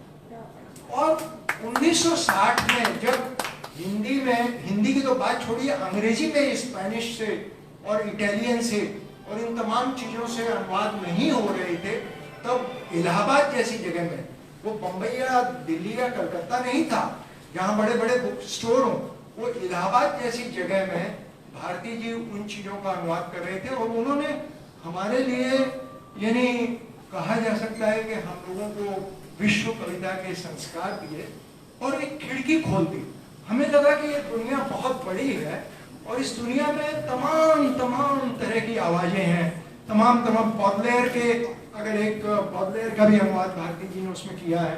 बॉडलेयर का एक बहुत प्रसिद्ध बात है कि कविता का अनुवाद करना मतलब बहुत सारी आवाजों, बहुत सारे मुहावरों, बहुत सारी खामोशियों, बहुत सारे गैप्स को पकड़ना है, बहुत सारी परछाइयों और अनुगूंजों का पीछा करना है। डिक्शनरी खोलकर शब्द की जगह शब्द का अनुवाद करना नहीं होता। तो भारती जी से हम लोगों की बातें होती रही। पहले तो बहुत डर लगता था उनसे बात करने में जब वो उस पर थे, कुर्सी पर थे, लेकिन बाद के दिनों में जो बीमार थे तो कई बार तो फोन करके बुलाते थे। बहुत सारी उनसे इलाहाबाद की पुरानी बातें, बल्कि कई बार उनसे बहस भी होती थी। और मैंने भारती जी से एक बार कहा, जो बात उन्होंने स्वीकार की, पहले तो वो थोड़ी बहस कर रहे थे। बोला डॉक्टर साहब देखिए, आपने एक जगह अफ्रीकी कविताओं के अनुवाद में देशांतर में निग्रो शब्द इस्तेमाल किया है, निग्रो करता है, ये बहुत आपत्तिजनक है। आज निग्रो शब्द गाली है और अश्वेत शब्द हम लोग कहेंगे। तो भारती जी ने कहा कि बहुत सारे शब्दों के अर्थ भी समय के साथ बदलते रहते हैं, उनकी छायाएं बदलती रहती हैं। जैसे सिजायर बायखो, इसका अंग्रेजी में अगर स्पेलिंग देखें तो VALEZO, वेलेजो है। लेकिन मलेज की जो बहन थी प्रेमलता वर्मा, वो जब वहाँ गई अर्जेंटीना, उनका विवाह अर्जेंटीना के दूतावास के व्यक्ति से हुआ, तो वो उन्होंने जब वहाँ से पेरू से सीजर वायखो लिखा उन्होंने, और तब पहली बार हिंदी संसार को मालूम पड़ा कि वेलेजो अंग्रेजी में होता होगा, इसका वायखो कहा जाता है। तो वो मूल स्पेनिश से कर रही थी। तो इस तरह की बहुत सारी बातें थी। जैसे भारती जी ने देशांतर की भूमिका में जो कुछ चंद लाइनें लिखी हैं, मैं आज अगर उन लाइनों को आपके सामने पढ़ूं तो हो सकता है कि बहुत सारी महिलाओं को वो पंक्तियां नागवार गुजरे, वो आपत्ति करें, लेकिन भारती जी उस समय लिख रहे थे। वो पंक्तियां हैं, उन्होंने कहा कि आधुनिक कविता जिस क्रांतिकारी भावभूमि में पनपी है, उसमें गुरु निर्देशित अनुशासित अभ्यास की परंपरा न केवल अनावश्यक बल्कि बाधक हुई है। ये जो उस्ताद और शागिर्द की परंपरा, अब तो हम अपने संप्रदाय नहीं, उस्ताद और शागिर्द नहीं ढूंढते। कबीर की तरह हमारी भाषा निगुरा है और हम अपने निगुरेपन को गर्व के साथ देखते हैं। और अब गुरु की खोज न होकर उस समान धर्मा की खोज है जो दुनिया के किसी हिस्से में, किसी कोने में, किसी समय में बैठकर हमारे जैसी मनस्थिति की कविता लिख रहा होगा। लेकिन आगे जो भारती जी कहते हैं वो मैं आप लोगों के सामने आज 2019 में रखना चाहता हूँ, जो 1960 में लिखा था, जो कतई आपत्तिजनक है। भारती जी लिखते हैं कि यहाँ मैं उस पुरानी कहावत को दोहराने से बाज नहीं आऊंगा जिसमें अनुवाद की तुलना एक स्त्री से की गई है। ये बात आज की स्वतंत्र चेता, मैं कह रहा हूँ आज की स्वतंत्र चेता स्त्री को नागवार गुजरेंगे। भारती जी कहते हैं कि अनुवाद की प्रकृति बिल्कुल उस स्त्री के जैसी है, वो जितनी सुंदर होगी उतनी अविश्वसनीय होगी। क्या क्या क्या ये बात आज कोई स्त्री इसको काइंडली लेगी? अगर अनुवाद सुंदर है तो अविश्वसनीय बेवफा, तो बेवफाई का और सुंदरता का मतलब एक पुराना किस्सा याद आता है कि 1912-13 के आसपास की बात है। इजरा पाउंड साहब अमेरिका के बहुत बड़े कवि थे। उन्होंने चीनी कविताओं का अनुवाद किया। चीनी उनको नहीं आती थी और कोई एक ओरिएंटलिस्ट था वहाँ अमेरिका में, उसने चीनी स्कॉलर्स की कुछ चीज़ों को उस संग्रहित कर रहा था, अध्ययन कर रहा था, उसकी डेथ हो गई। उसकी पत्नी ने वो पेपर्स एजरा पाउंड को दिए और एजरा पाउंड ने नोट्स के आधार पर चीनी कविताओं का अनुवाद किया और बहुत अपने तरीके से किया। बड़ा सुंदर वो मतलब 12-13 कविताएं, लेकिन विश्व में वो बहुत चर्चित कविताएं मानी जाती हैं। एजरा पाउंड के उस अनुवाद को पूरी दुनिया में बहुत सराहा गया। ये बताया गया कि चीनी कविताओं के माध्यम से कितनी एक नई सेंसिबिलिटी दी है। लेकिन 50 वर्ष बाद, 60 वर्ष बाद, जब इंग्लैंड में डेनिस वाइसबोर्ड और टेड ह्यूज एजरा पाउंड के उन अनुवादों पर सवाल उठाते, वो ये कहते हैं कि अनुवाद करने का मतलब किसी रचना के मूल चरित्र को बदल देना नहीं है। आपने अगर अनुवाद करते हुए उसको, बिल्कुल मैं हरीश जी से बिल्कुल माफी मांगते हुए बात कहूंगा, ये बात वो कह रहे हैं जिन्होंने दुनिया में अनुवाद को लेकर बहुत बड़े डिबेट चलाए। डेनिस वाइसबोर्ड कहते हैं कि अनुवाद में आप किसी मूल भाषा का शील भंग नहीं कर सकते। उसका जो चरित्र है उसको आपको बताना होगा। क्यों? वो ये कहते हैं कोई पराई भाषा जब आपकी भाषा में आती है तो आपके संस्कारों को, आपके भाषिक विन्यास को, आपकी सेंसिबिलिटी को, आपके सिंटैक्स को, सब कुछ को बदल देना चाहती है। और वहाँ वो अगर आपने उसका पूरी तरह से उसको डोमेस्टिकेट कर लिया तो आपकी भाषा में जुड़ा क्या? तो वो कहते हैं कि वो सरहद पर खड़ा हुआ अनुवादक है जो वहां उस भाषा को लेकर चल रहा है या अपनी डोमेस्टिक भाषा को लेकर चल रहा है, और दोनों की द्वंद्वात्मकता को वो जितना बरकरार रखेगा उतनी ही बड़ी बात होगी। और यहाँ वो ये कहते हैं कि जैसे पाब्लो नेरुदा का एक 1930-40 के आसपास अनुवाद शुरू हो गया था लैटिन अमेरिका से, लेकिन अंग्रेजी की और स्पेनिश की सेंसिबिलिटी इतनी अलग थी कि अंग्रेजी में पाब्लो नेरुदा आ ही नहीं सकते थे।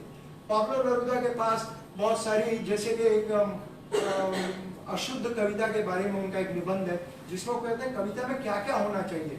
तो कहते हैं कविता में बहुत सारी बादलों की सुंदरता होनी चाहिए, कीचड़ होनी चाहिए, बहुत सारे भजनों के एक संगीत होने चाहिए, बर्तनों के खनकने की आवाज होनी चाहिए, चमड़े की गंध होनी चाहिए।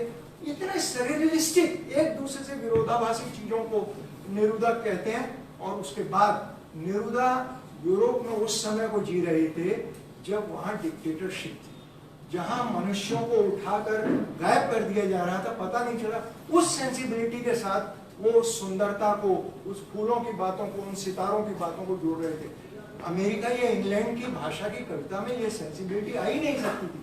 तो हुआ क्या, 30 और 40 के दशक में सिर्फ नेरुदा की पैराफ्रेजिंग हो रही थी। उनकी कविताओं के उन भावार्थों को पैराग्राफ में लिखा जा रहा था। और 50 का दशक आता है, 60 का दशक आता है, भाषा की सेंसिबिलिटी बहुत बदलती जाती है। तब बहुत सारे नए कवि आते हैं, रॉबर्ट ब्लाई आता है, नैथेलियन टर्न आता है, W.S. मेरविन आते हैं जिसकी किताब खोजने रे साहब वहां उस दुकान में आए थे। इन लोगों ने ये कहा कि हम शब्द की जगह शब्द रखेंगे, लेकिन उसको अपना नाद सौंदर्य देंगे, अपने भाषिक व्यंजना देंगे, मूल भाव भी होगा। वो जो 1930 में सिर्फ पैराग्राफ बनाया जा रहा था उसको कविता में ले आने की कोशिश, जहां एजरा पाउंड की तरह उसका डोमेस्टिकेशन नहीं किया जा रहा था। और इसलिए बड़ी बहस शुरू हुई कि every translation is a journey from paraphrasing to metaphrasing. ये जो पैराफ्रेज से मेटाफ्रेज तक की यात्रा है, ये भाषा में इतने समय के भीतर जो नाद के सौंदर्य हुए, जो सांकेतिकता बढ़ी, जो नुआंसेस बढ़े, जो भाषाओं के अछूते और अनजाने हमारे सेंसिबिलिटी का आयाम बढ़े, उन सबको जब भाषा समेटती है तो उतनी वो आधुनिक बनती है। अगर ऐसा ना होता तो बच्चन जी ने शेक्सपियर का अनुवाद किया, उससे पहले रांगे राघव ने किया, और मैकबेथ का, और उसके 50-40 साल बाद रणवीर साहब बर्नम वन के नाम से करते हैं। आप बच्चन जी के मैकबेथ को रखिए, आप उससे पहले रांगे राघव के मैकबेथ को रखिए, और रणवीर साहब आपको लगेगा भाषा का कितना विकास हुआ है। आप किसी एक डायलॉग को बच्चन का उठाइए और रघुवीर साय का उठाइए, रघुवीर साय तक आते आते भाषा कितनी ज्यादा सटल हो चुकी है, कितनी उसमें व्यंग्यात्मकता बढ़ी है, कितनी सांकेतिकता बढ़ी है, ये बच्चन और रघुवीर साय के फर्क को हम जानते हैं। तो मित्रों ये और वो कहते हैं कि अब हो सकता है कि 20-25 साल बाद कोई नया लड़का उठाए मैकबेथ के अनुवाद को और वो रघुवीर साय से आगे की भाषा को पकड़े, उसमें उससे ज्यादा सांकेतिकता पैदा करे।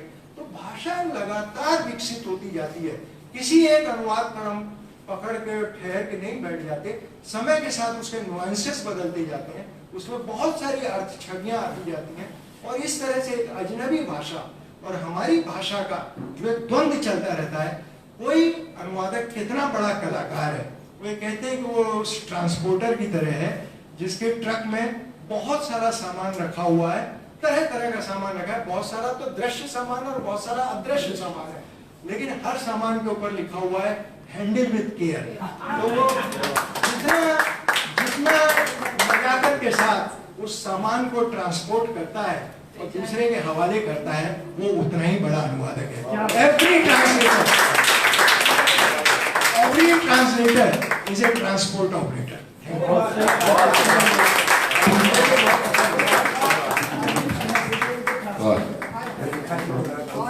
विजय कुमार जी जिस तरह बोल रहे हैं तो मन में होता है कि एक आध घंटा और सुने, लेकिन घड़ी हमारे साथ नहीं देती। देखिए आदरणीय कथाकार जितेंद्र भाटिया जी पहली बार हमारे प्रोग्राम में आए हैं। भाटिया जी, मैं आपको ये बता दूं कि पूरे देश में इस बात की चर्चा होती है कि ये लोग 2 घंटे प्रोग्राम कैसे कर लेते हैं। तो हम जो है 3:30 बजे आपके लिए चाय लग जाती है, आधे घंटे चाय का होता है, उसके बाद प्रोग्राम का। चित्रा मुदगल ने भी आते यही पूछा, ममता कालिया जी ने भी पूछा 2 घंटे में 2.5 घंटे में कैसे आप कर लेते हैं। हमारे दौर के जितेंद्र भाटिया जी सबसे ज्यादा भ्रमण करने वाले व्यक्ति हैं, मतलब एक जगह रुकते ही नहीं, देश विदेश में लगातार घूमते रहते हैं। तो वो अपने संस्मरण भी लिखते हैं और उन्होंने अनुवाद भी बहुत अच्छे किए हैं। तो आइए आदरणीय जितेंद्र भाटिया जी को मैं आमंत्रित कर रहा हूँ, वो आपके सामने अपनी बात करें।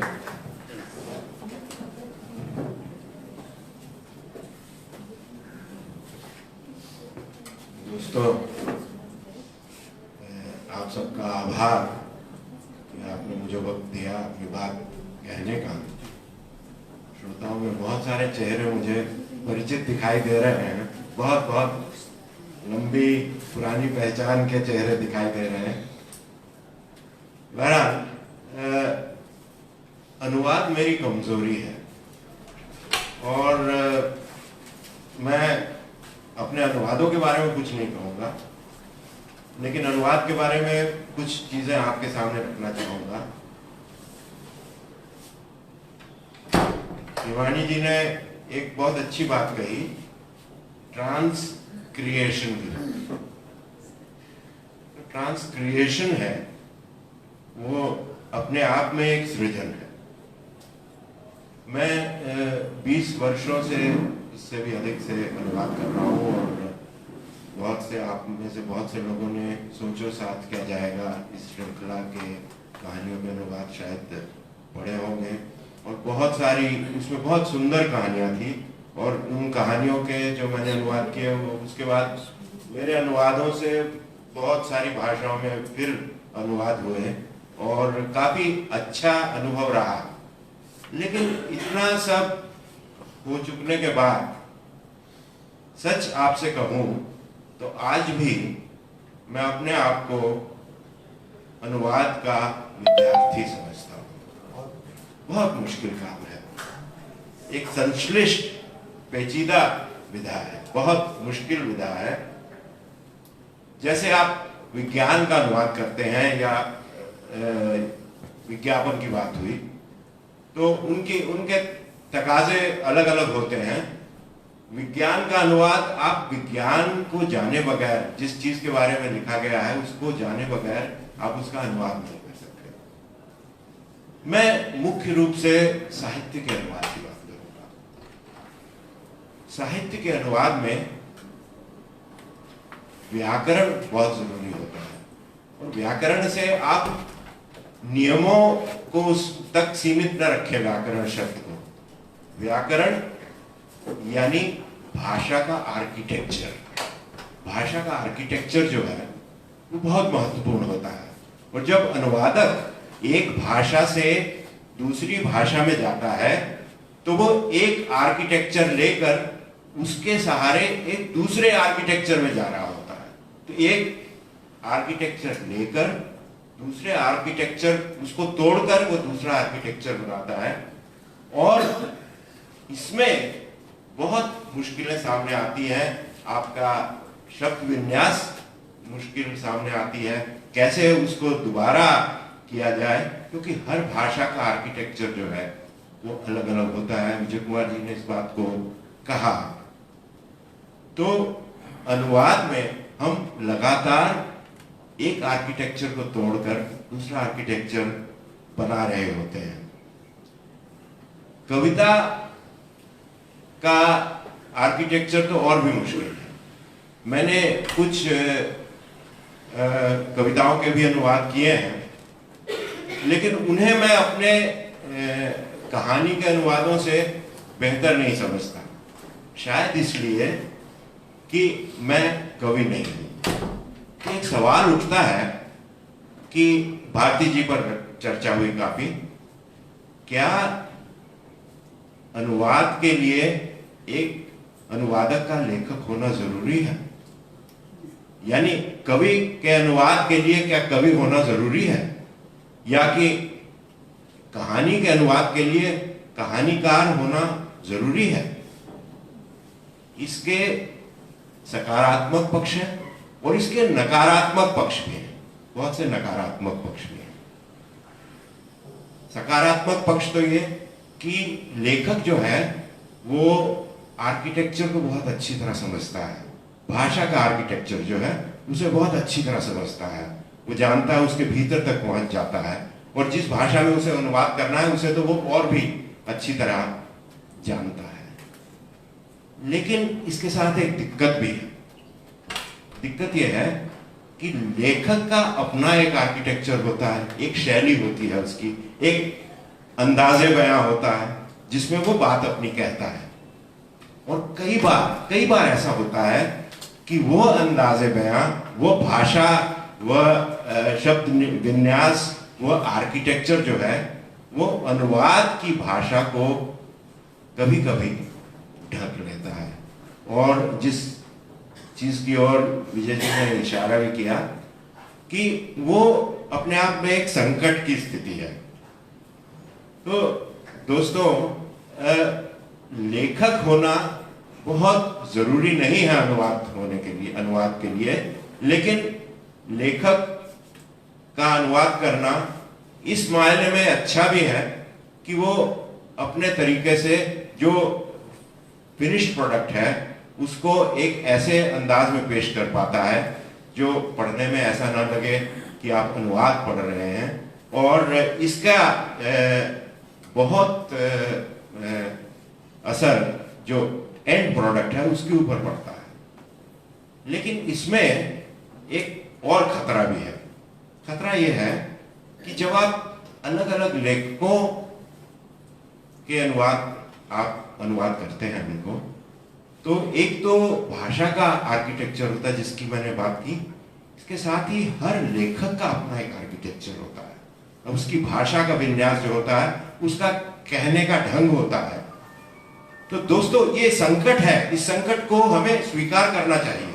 आप निर्मल वर्मा के तमाम अनुवाद पढ़ जाइए तो आपको लगेगा कि ये सारे अनुवाद जो हैं वो निर्मल वर्मा के लेखन का ही एक विस्तार है। इसे आप अच्छा भी मान सकते हैं, लेकिन इसे आप बुरा भी मान सकते हैं कि कहीं लेखक जो है वो अनुवाद पे इस कदर हावी हो गया, उसके शब्द विन्यास जो है अपना जो आर्किटेक्चर है वो इतना हावी हो गया कि वो कहीं उसने उस चीज को अपनी भाषा में, अपने भाव संसार के अंदर उसको बदल दिया। तो ये एक संकट भी है लेखक का। तो यदि आप कई लेखकों के अनुवाद करते हैं बहुत सारे लेखकों के एक साथ अनुवाद करते हैं, हर अलग अलग आर्किटेक्चर अलग अलग होता है, हर एक लेखक का आर्किटेक्चर अलग अलग है।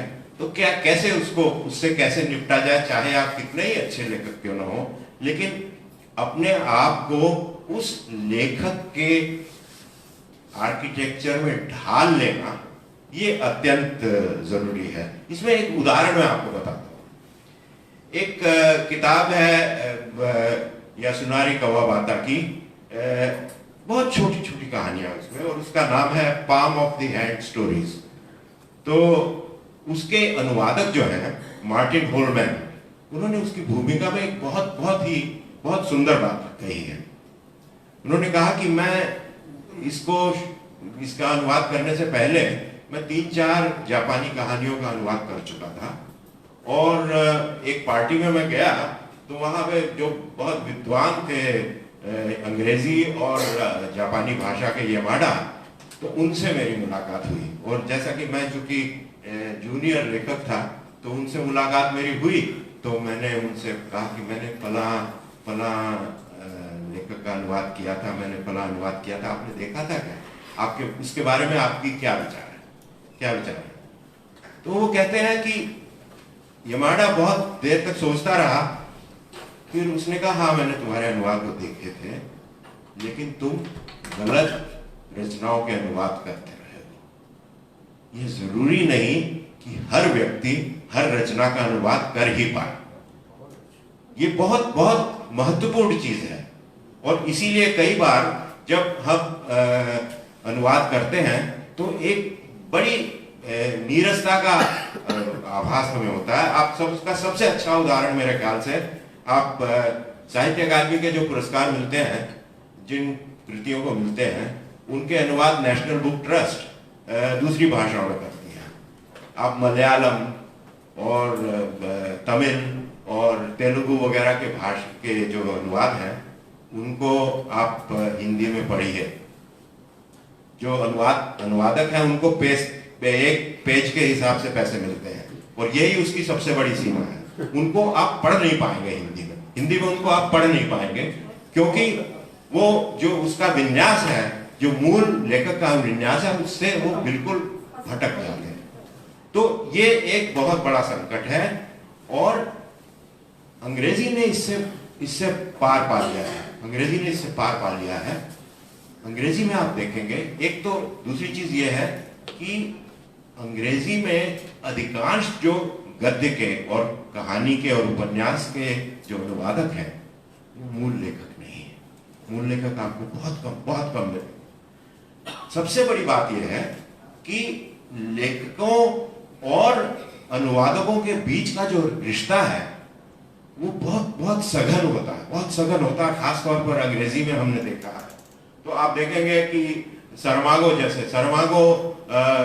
नोबेल प्राइज पुरस्कार जीतने वाले पोर्चुगीज राइटर, तो उनकी तमाम रचनाओं का मार्गरेट जुल कोस्टा ने अनुवाद किया है, और मार्गरेट जुल कोस्टा ने शायद लगभग किसी और लेखक का अनुवाद नहीं किया।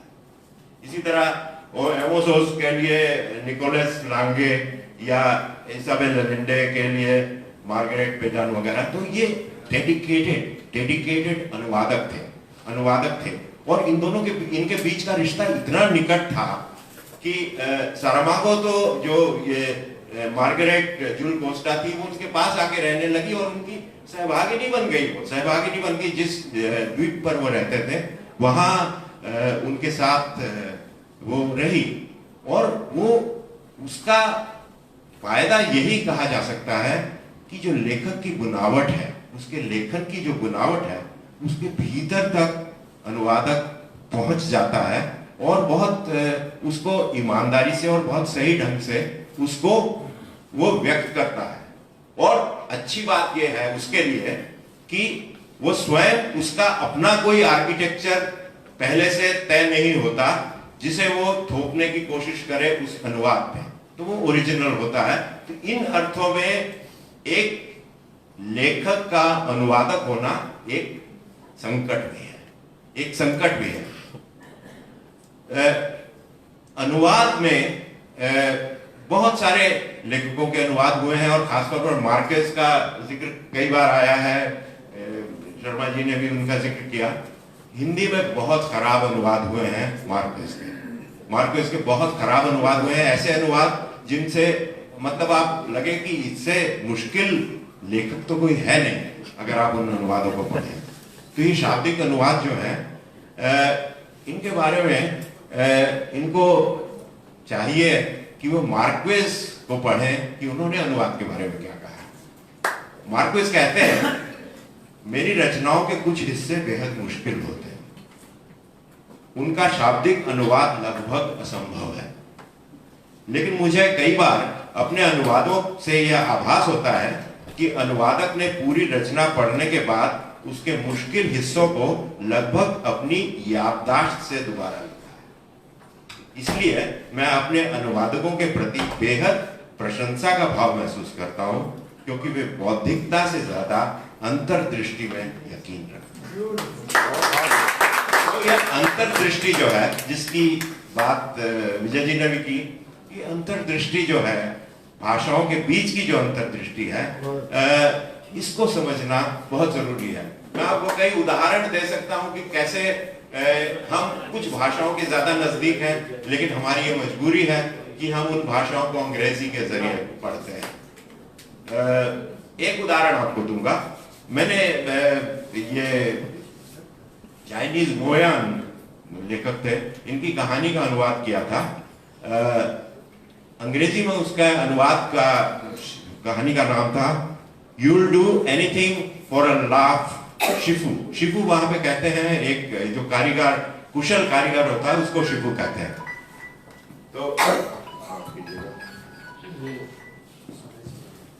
तो उस कहानी का अनुवाद उन्होंने अंग्रेजी में किया था You'll do anything for a laugh, Shifu.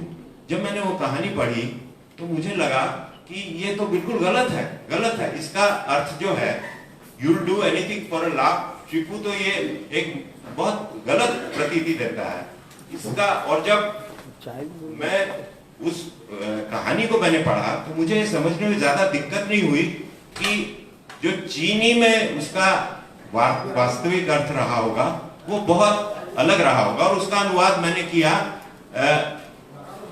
मजाक की भी हद होती है, मजाक की भी हद होती है शिफू, मजाक की भी हद होती है शिफू, जो ज्यादा अच्छा था। तो दोस्तों, अनुवाद हर आदमी, हर लेखक का करे ये जरूरी नहीं है। मैंने बहुत अनुवाद करने के बाद, और अब भी मैं अनुवाद करता हूं, लेकिन मैंने देख लिया है कि मुझे किन लेखकों का अनुवाद करना है और किन लेखकों का अनुवाद मैं नहीं करना चाहता, चाहे वो रचनाएं कितनी अच्छी हो, क्योंकि शायद वो मेरा जो शब्द विन्यास है उससे वो थोड़ा सा दूर रह जाता है। दोस्तों, एक अंतिम बात मैं कहना चाहूंगा जो बहुत गंभीर बात है, लेकिन उसको गंभीरता से हम लोग लेते नहीं। दोस्तों, कहानी में या उपन्यास में या कविता में हिंदी में 90 से 95% अनुवाद जो छपते हैं वो अंग्रेजी से छपते हैं, और ये बहुत दुखद बात है, और मेरा ख्याल से इमोरल बात है कि हम अपने अनुवादों में उन अंग्रेजी अनुवादकों के नाम नहीं देते जिस पर आपकी रचना आधारित है। खास तौर पर कविता में, कविता आप एक ही कविता आप 10 लोगों की पढ़ जाइए तो आपको लगेगा ये 10 अलग कविताएं हैं, लेकिन ये बहुत जरूरी है कि हम स्वीकार करें कि हमारा स्रोत क्या है, हमने कहां से ये लिया है और उसका लेखक कौन है। और जब तक ये हम उसके योगदान को अनुवाद में स्वीकार नहीं करेंगे, तब तक मेरा ख्याल से हम अपने अनुवाद की जो नैतिक जिम्मेदारी है उससे मुक्त नहीं हो पाएंगे। धन्यवाद। बहुत सुंदर सुंदर बातें और अनुभव सुनने को मिले जितेंद्र भाटिया जी से। हरीश पाठक जी मेरे साथ आ जाइए। देखिए, संस्था अध्यक्ष केशव राय जी ने 25 अगस्त के लिए आपको आमंत्रित किया। असगर वजाहत जो जाने माने कथाकार हैं उनके व्यक्तित्व पर चर्चा होगी। और 4 सितंबर को हम जो है एक और कार्यक्रम कर रहे हैं, उसके लिए हरीश पाठक जी आपको आमंत्रित करेंगे। और बस आखिरी 2 मिनट है, मुरारका जी उसके बाद आभार व्यक्त करेंगे। साथियों, सुने कहानी कार्यक्रम हम लोग करते हैं, वो अभी तक 5 कार्यक्रम उसके हो चुके हैं, जिसमें 2 चित्रा मुदगल का एकाग्र और ममता कालिया का एकाग्र है। 4 सितंबर को डॉक्टर धर्मवीर भारती की पुण्यतिथि है। इस पर हम डॉक्टर भारती और कुल्की बन्नू करके सुने कहानी 6 का आयोजन कर रहे हैं। इसमें कथा पाठ कुल्की बन्नू कहानी को पढ़ेंगे हिंदुस्तान, और यह कहानी आज क्यों प्रासंगिक है इस पर वक्तव्य देंगी सुलक्षणा द्विवेदी। यादों में शिखर पुरुष खंड में जो संभावित नाम है वो है श्याम बेनेगल, पंडित जसराज, पुष्पा भारती, गोविंद निहलानी, शेखर सेन, सूरीवाला, विश्वनाथ सचदेव, प्रेम जन्मेजय, सुदीप और सूर्यमान गुप्त। वक्त बाद में बता दिया जाएगा, आप सब आमंत्रित हैं। 1 मिनट, ये यहाँ पर हर बुधवार को जो आपका 5 से 7 होता है, और सर वर्किंग डे है उस दिन, तो देवमणि जी अपन 5 बजे 7 बजे का टाइम रखेंगे। वर्किंग डे लोग ऑफिस आएंगे जैसे ना, बुधवार, क्योंकि वो उसी दिन पुण्यतिथि है, तो 7 बजे, हाँ, 7:15 चलिए आखिरी 2 मिनट हमारे जो है आयोजक दीनदयाल मुरारका जी आप सबके प्रति आभार व्यक्त करेंगे। जितेंद्र जी, अनुवाद की दुनिया में आपने हमें बहुत सुंदर बातें बताई। यहाँ उपस्थित सभी लेखकगण, साहित्यकार, अनुवादक और सुधीर श्रोतागण, आप सबकी उपस्थिति हमारे आनंद का स्रोत है। मैं आभारी हूँ जितेंद्र जी का, विजय जी का, अनुपमा शर्मा जी का। बहुत सुंदर मनोहर जी चौहान ने हमें कल्पना लोक में ले गए, अनुराधा जी का, हरीश जी भिमानी का, जिन्होंने एक सुंदर बात हमें बताई कि अनुवाद शाब्दिक नहीं व्यवहारिक भी होना चाहिए, और वो एक बड़ी अच्छी बात बताई। उमा शंकर जी, उमा शर्मा जी, और सॉरी अनुवाद कर रहा हूँ ये हमारे लिए एक गौरव की बात है। नंदलाल जी हमारे बीच में यहाँ पर आए हैं, नंदलाल जी पाठक जी, हरिमुंदर जी, असीमा जी, मंजू जी, कमलेश जी, नेहा जी, सुनील पाल जी, देवमणि जी और केशव जी तो हमारे बीच में है, रेखा जी, बहुत सारे लोग आए हैं, सबके नाम लेना पॉसिबल नहीं है। महेंद्र जी